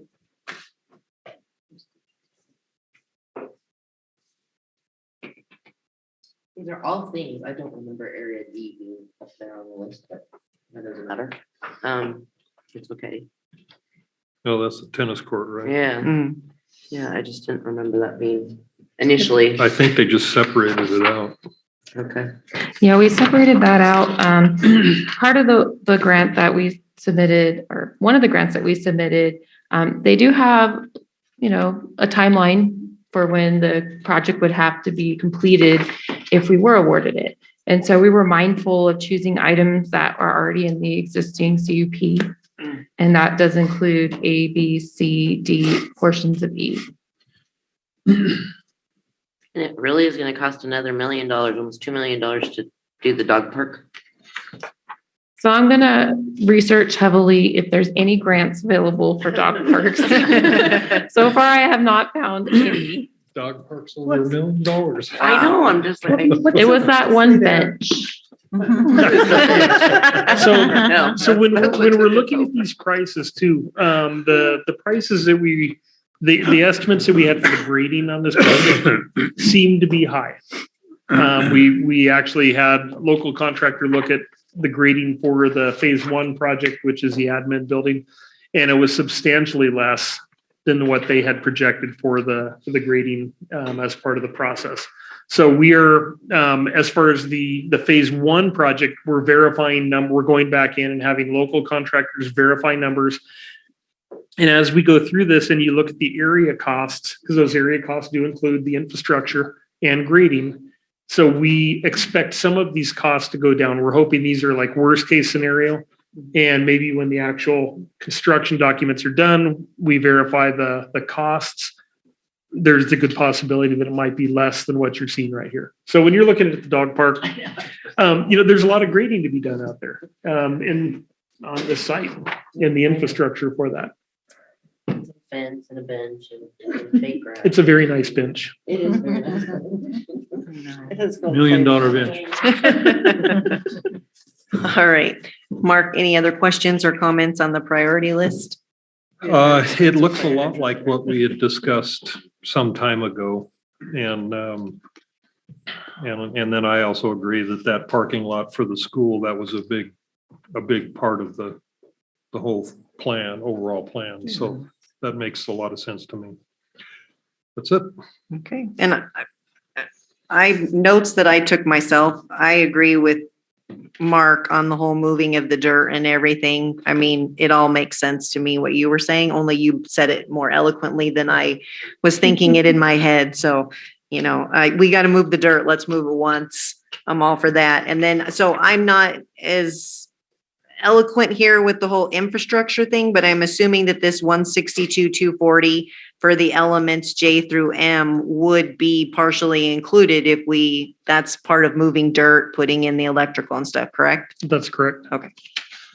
And as far as the priority, I also agree that with the road and N and everything, the placement of that for priority 2, I think is important. So Deborah, any comments, questions? Well, the same as you was putting in there, but in the note of making M, the pump track and skateboard park, in between there, not leaving just a big dirt spot for the kids after school. I can see that being a big trouble spot. I like the order it's in. It would be nice if we could do it all at once, but I understand we have to do it in steps. Well, and one other thing I'd like to add is, and we'll be getting into this next, but we may be applying for a certain amount of money for a loan, but they may determine that they don't feel that our debt service is adequate to cover that much of a loan. So they may say, no, we're only going to give you 8 million. So we'd have to start crossing off stuff that we wanted to do. And that's why we really need this priority as well. Okay. And Charlie, comments, questions? Yes, thank you. Well, I apparently am the only one that thinks the priorities are not correct, but I'll try and persuade the board. I am fine with priority 1 and 2, and I agree, especially since the board has talked about element N being tied to a grant. I have no problem moving that up to priority 2. My problem is priority 3 and 4. I went back and looked at the Park and Recreation Master Plan because that was the basis for everything we're doing, really. And we went to a great deal of trouble to have our consultants survey the community, and they weren't scientific surveys like the one we were doing with the assessment opportunity, but the outreach was there. And we had, I don't know how many, 3 or 4 stakeholder meetings trying to prioritize within those stakeholder groups, what the stakeholders thought of these particular elements. And they line up very clearly with the letters we have here. So I went back and looked, and just for reference, if you go look at the Park and Rec Master Plan on page 39, you don't have it, but I do. The fourth highest priority, he says for emphasis, was athletic fields and sports programs. And there's a statement made on page 39. It says, when it comes to athletic ball fields and courts, rental facilities and trails and pathways, a higher share of respondents said their needs were not being met. Now that ranked well above dog park and skate park and pump track. Now, I'm not suggesting that those things aren't important, but I attended every one of those stakeholder meetings.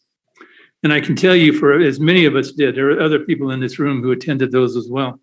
But I will tell you that when it came to the pump track and the skate park, the only people who were there were staff, the consultants, and consultants. There was not a single stakeholder who would be a potential user of those two facilities present in those stakeholder meetings, not one.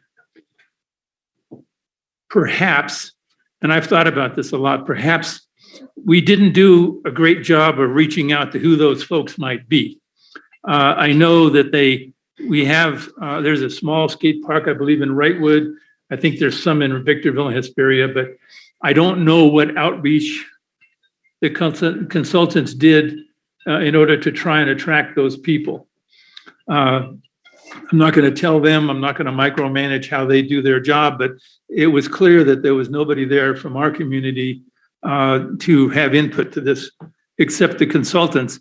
And honestly, I have no problem with the consultants. I mean, I used to be one. But the consultant's job is to sell their services. And so they're there because they want to promote the dog track design or the pump track design. And that's fine. I have no argument with that. But they weren't stakeholders.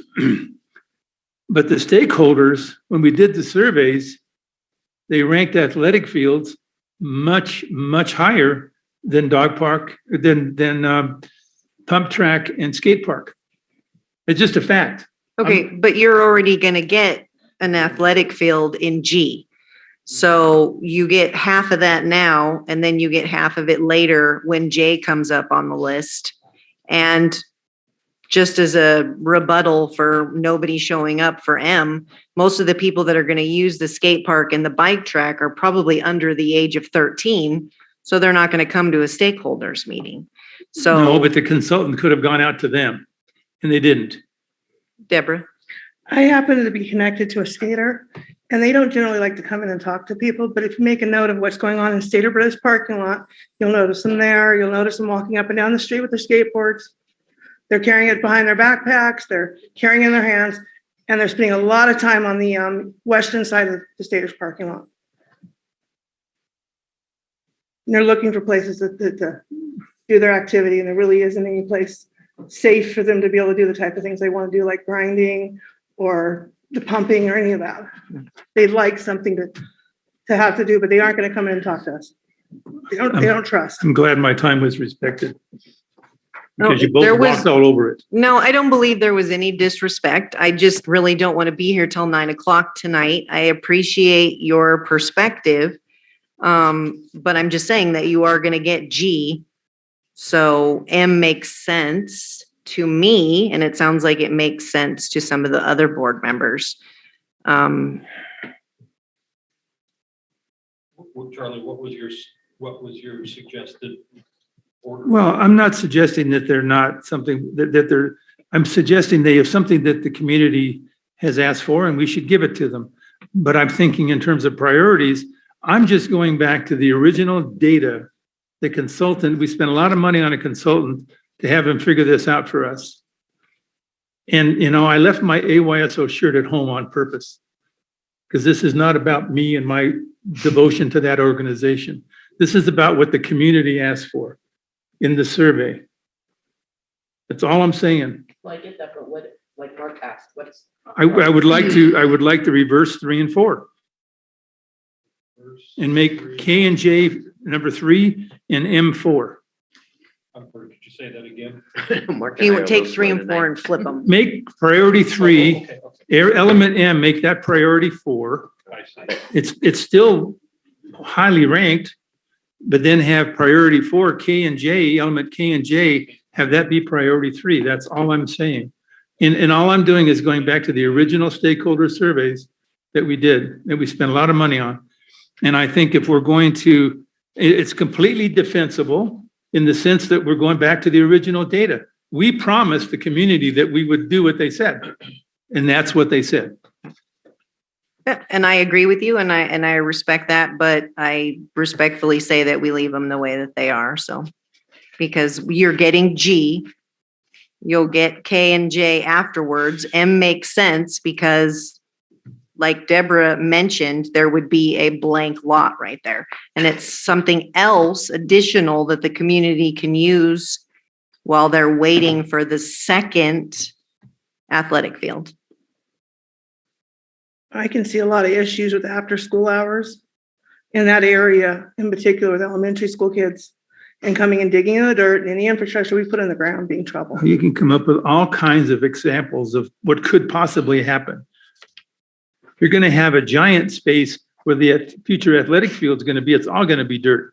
So they can go dig there if they want. So, I mean, we can have these examples until we're, here till midnight. Nobody wants to do that. I'm just suggesting, I know I'm repeating myself, but my basis for this decision is not my personal choice. It's what the community asked for. But we're still on the first priority one is what, Lori, correct me if I'm wrong. This is what you're after for funding for the initiation of this, right? The initial. We already know priority one is that top group because the board decided upon that. And I feel pretty comfortable that we'll be able to get the $8 million, $8.2 million to cover that. So what after that, what's the next thing we want to put on the list? And what's the next thing? Because we don't know exactly how much money we're going to get. And so we may need to start dropping things off. Right. So we're basically voting for the list here, priorities. Well, and there should be an extra priority. There should be, K should be one priority and J should be one priority. So it should be one priority for each element. Okay. Wow. Okay. So in a sense, J would become 5, community building would become 6, and L would become 7. Yes, exactly. Okay, we're starting at 8.2, right?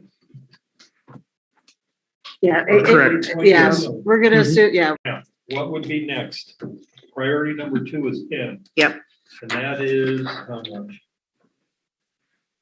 518,000. Yeah. Nothing. So we're up to 9.3, let's say.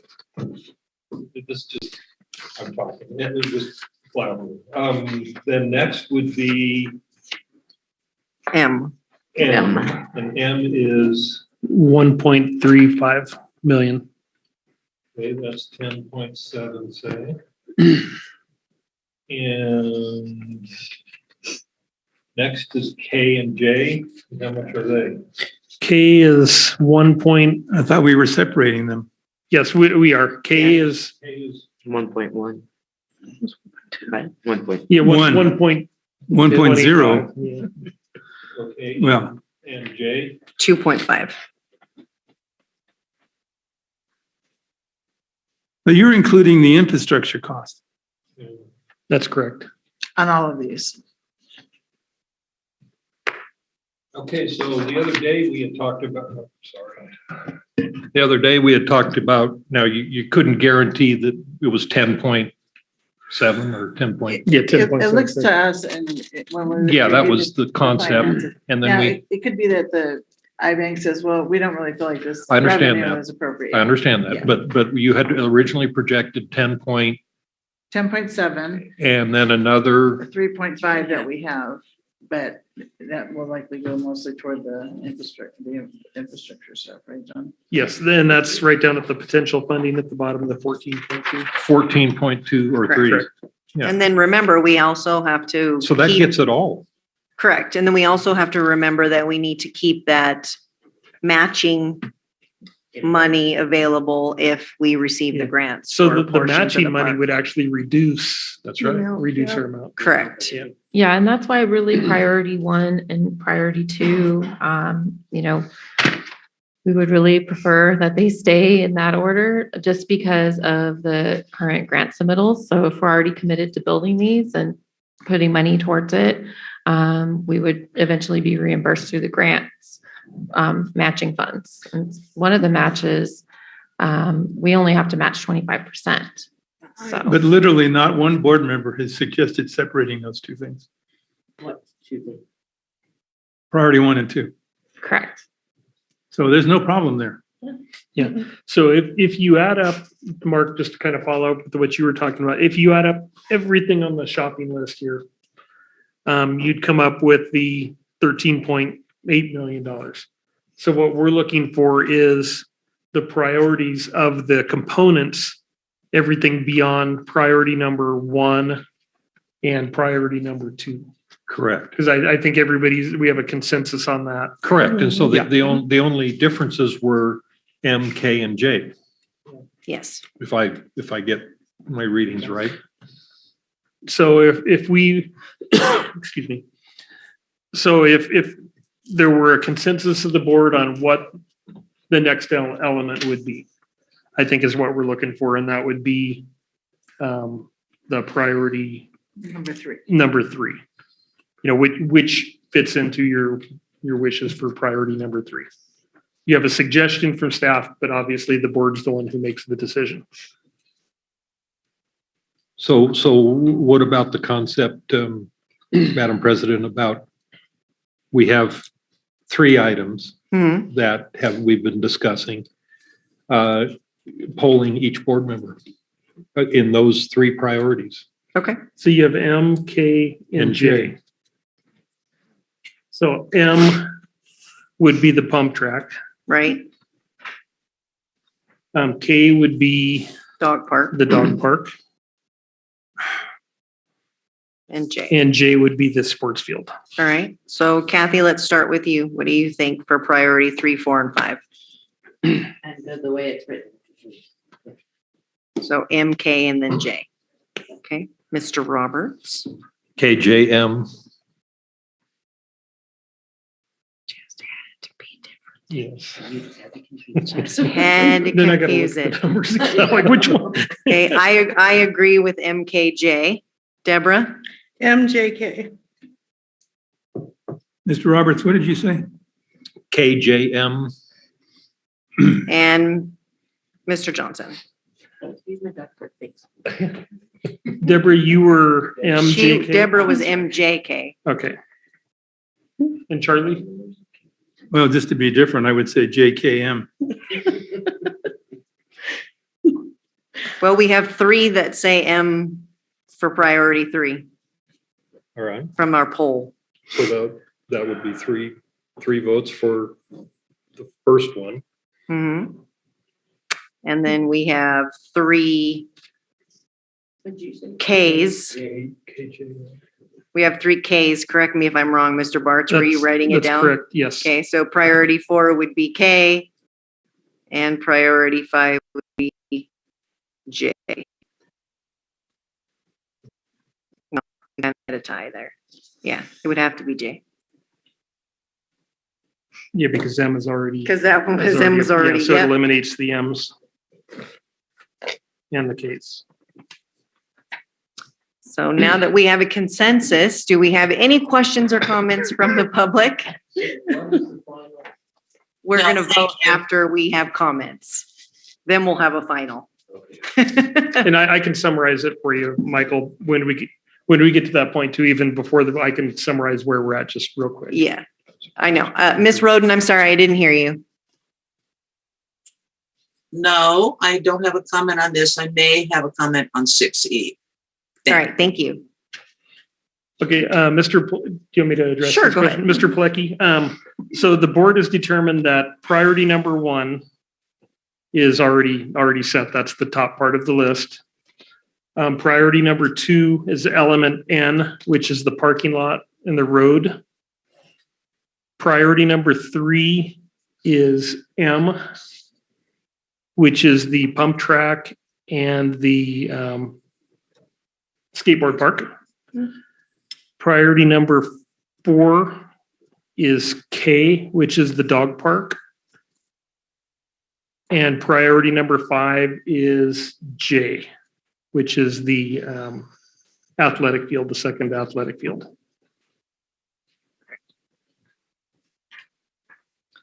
All right, so if there are no more questions, may I have a motion?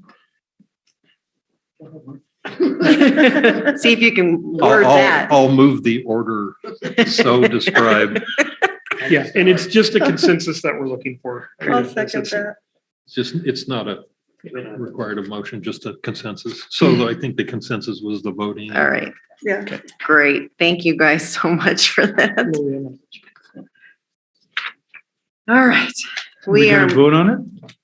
he said it was just a consensus. Do we need a motion Mr. and a Kennedy, do we second? need an actual vote on this, or since we have a consensus, or what would you recommend? I would suggest a vote. Okay. All right. So we have a motion from Mr. Roberts and a second from Deborah Phillips. So all in favor of the motion, say aye. Aye. Aye. Any opposed? No. All right. Motion passes. Okay. Now we move on to 6E, discussion and possible action regarding applications for loan to fund Phelan Park expansion projects. Mr. Barks. Ms. Lawrence is going to take this item. Yeah, we've pretty well discussed the background on the Phelan Park expansion project and where we're at on it. Staff at this point would like the board's approval to move forward with pursuing a loan and staff looked at the available revenues and we discussed it at the prior meeting. And for the current funds available to fund a loan, we have property tax revenues, 25% of the available property tax balance, which is the balance after everything's paid out of that needs to be paid out of that. The lease revenues of $169,777, which is the current Circle Green lease revenues that increased by 3% per year. The current solid waste revenues, 80% of that, because there are expenses associated with that. And that also increases by 3% per year for a total current available revenue of $533,394 for debt service. Staff is recommending the board authorize staff to submit a loan application with the iBank in the amount of up to $10,700,000 at 2.5% over 30 years for the construction of phase 1 of the Phelan Park expansion project. And well, I think we renamed that. It's phase 3, isn't it now? Yeah, according to the diagram, it's phase 3. And the priorities that were identified tonight. And what happens with this is we start talking with, we talked with the iBank about moving forward. We will bring a resolution back to the board, and they'll have to approve that before we actually enter into agreement or even start getting some of those final processes going. It's a long process of up to 90 days. So, and we may be able to expedite that a little bit, but I think we'll be okay with that. 90 days for funding Yeah. or approval. Approval. And typically funding could be whenever, pretty quick after that. And you take portions out, it's not all funded at once. Well, and this would be all funded at once. So the interest Or would be could be all of all it at once. Yeah. So, and what we'll do is we'll This look is not- at it's where not a the bond. interest rates are going, and the board can make a decision on at what point we want to take the money. Okay. And they'll be looking at our available resources for debt service and the project. And those are all things they consider before they determine if it's something they want to lend on. Okay. All right. So let's start down here. Charlie, any questions? No. All right. Deborah? No. Mark? Yes, I do one question. Go ahead. The polling was very positive that it was over 50% that had been polled were positive towards something.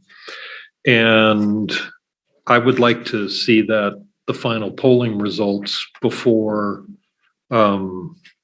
this gets too far along.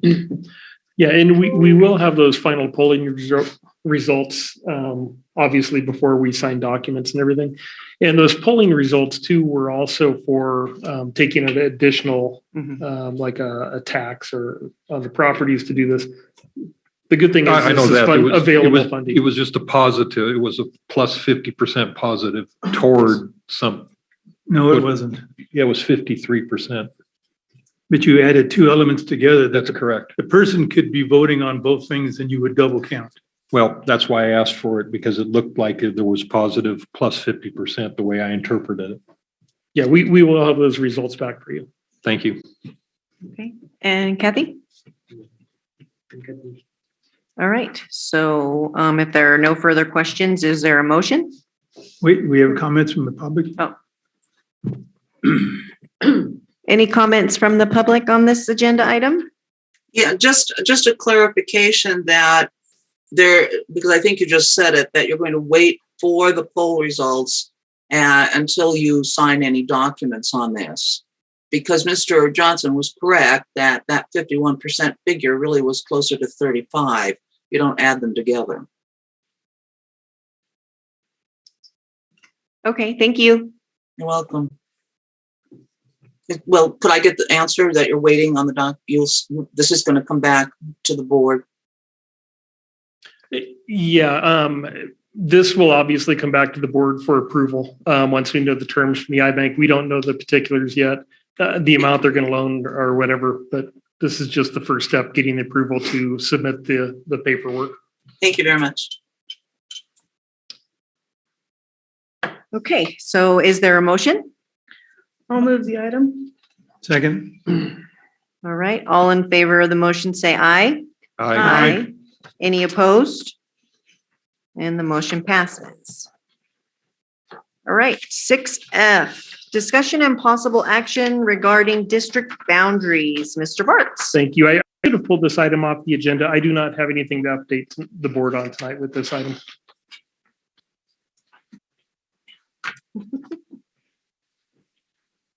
All right. So then we will move on to 6G, update on the proposed Civic Center and Phelan Park expansion project. Mr. Bartz. I don't believe there's anything else to update other than what we've talked about tonight. This has been the topic of conversation for the past few days. Okay.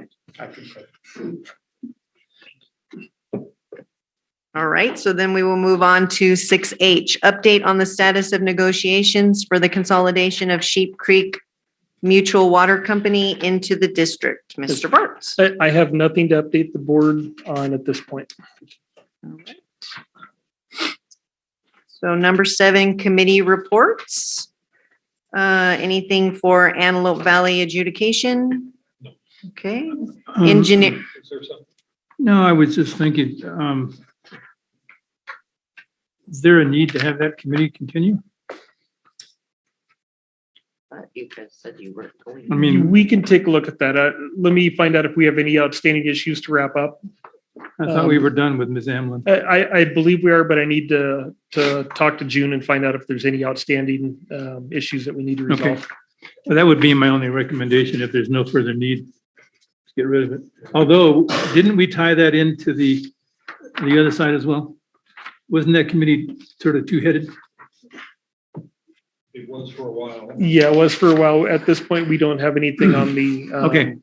on the Mojave side. So my suggestion stands. Okay, engineering committee.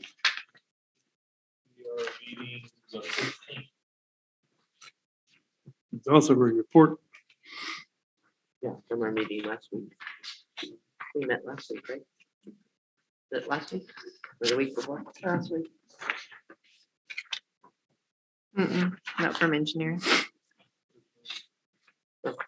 Okay, moving on to finance committee.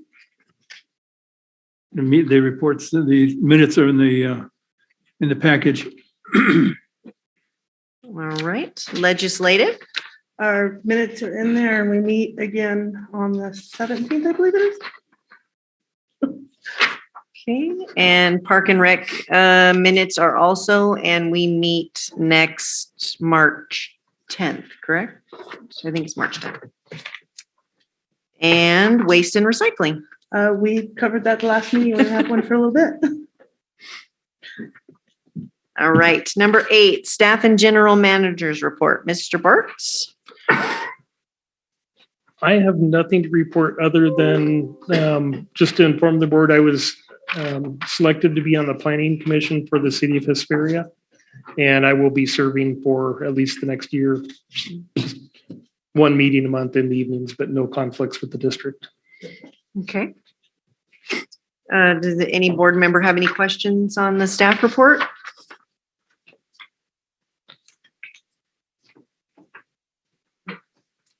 Are we, I noticed that they posted that they're going to be doing the Highway 138 improvement project. Is that going to affect us at all? I don't see how it can.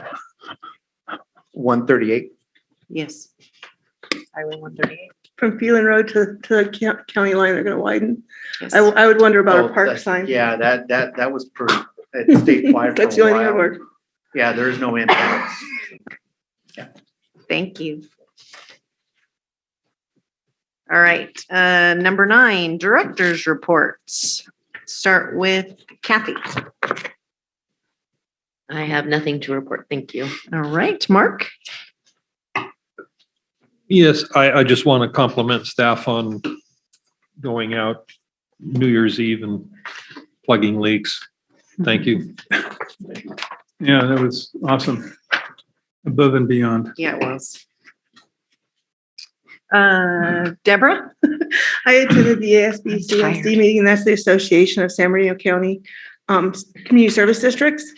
And Special the districts. tax collector for our county was there. And he gave us a little bit of information on a cool link on their website. You can see where your property taxes go. You can just drop your address in, and it'll show where each spot it goes, every pocket it goes into. It was quite interesting to see what all little pockets there are in there. Including Here's the a- Apple Valley Airport. And he also gave us just a breakdown of what all he does. It's quite a bit. Yeah, yeah. All right, Charlie? I was gonna say, including the Apple Valley Airport we pay for. It's one of the things. Yeah, I've been looking at this for a long time. In the staff report, the water operations manager's report, we have the task periodically of flushing out 317 dead ends. And I would just like to suggest, as a matter of policy, that costs us money to have to do that. So I would like to see a brief report or analysis from staff suggesting ways we could reduce the number of dead ends.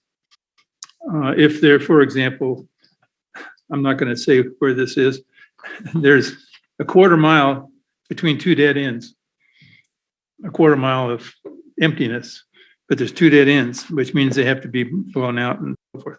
So what is the cost of completing that quarter mile versus the cost over time of having to go out there constantly, maintain those facilities, including, by the way, 2 fire hydrants. So I just like to see if we couldn't take a quick look at that. I'm not asking for a 15-page report. I just want to see, does it make sense? I got a quick answer for you. Quarter mile of line to tie it in, $132,000. Well, fine. If that's your analysis, that's your analysis. We've actually looked at that. So, and I just Well, remember but it the hasn't numbers come off to the the top. board. I don't know what that is. And I trust you, Mr. Bartz, but never mind, forget it.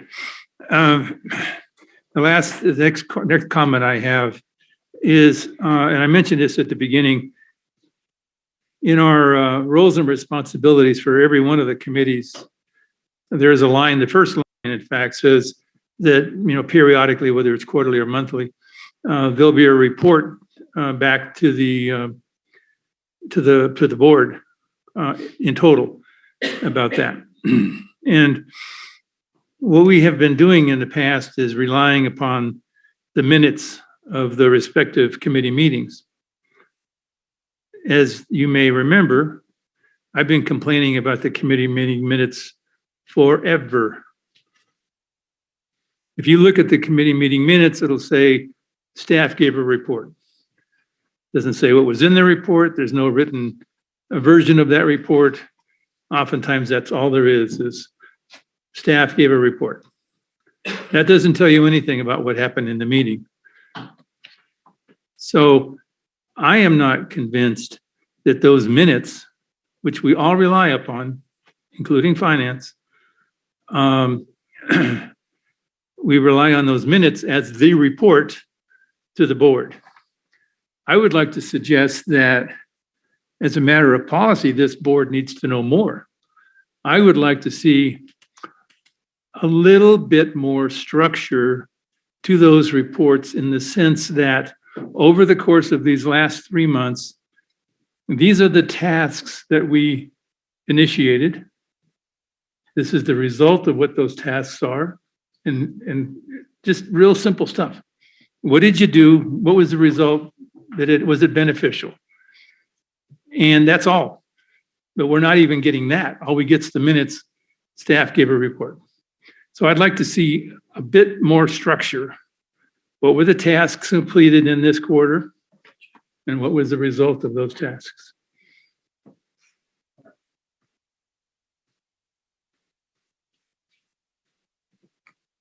I do have a question, Charlie, when you say that though. So tasks, meaning like in engineering, you're in our engineering all the time. You listen in, kind of what's going on. Tasks, meaning what that we gave direction to staff of some sort. What kind of tasks? It's not like they task Mark and I. Hey, Mark, what'd you do last week? Well, you can make a joke of it if you want. I'm not making a joke. I'm trying to Yeah, understand. you are. You laughed. But the point is, the other thing about the committees, and we've had conversations about this since 2008. The committees in the past, historically, have sometimes actually directed staff to do things. That's not what the committee board members are supposed to do. Mhm. The board members are there to understand what the committee's doing, but not to direct staff. When the board steps away from policy and tells the staff, do this or do that, that's micromanaging. So as a general statement, I think we should stop doing that. But specifically what I'm talking about, to answer your question, Director Hoffman, is that we can take the engineering committee, say, for example, during this last, you could go back in historically and say, well, during one of the meetings, the engineering or the engineering meeting or the staff, whether it be Mr. Wright or Mr. Cardenas, they completed the task of setting up the metering portal. That's a task. It was initiated, it was done, and it was finished. That's a task. Report on it. That's an example. There's lots of others. We rebuilt, the bearings in well number whatever. That's a task. It was started. It was completed. That's not in the engineering report. Well, but that's it, isn't it, in the one report that says, how many lines Sean fixed and how many meters he installed and how many customers. I mean, there's a breakdown of all the operations in that I see it every meeting. Correct. And that to me is a task. So that's what I'm trying to verify what you mean by tasks. Perhaps this could be an agenda item to discuss what the board wishes to see in the meeting minutes. I agree. Good idea. Because we have the committee meeting so that we don't have to bring every single thing to the board meetings. The committee can make that decision and then we bring it to the board afterwards. But if you want to see the way that the minutes are put together for the committee report, then I agree with Mr. Roberts that we should agendize that for a future time.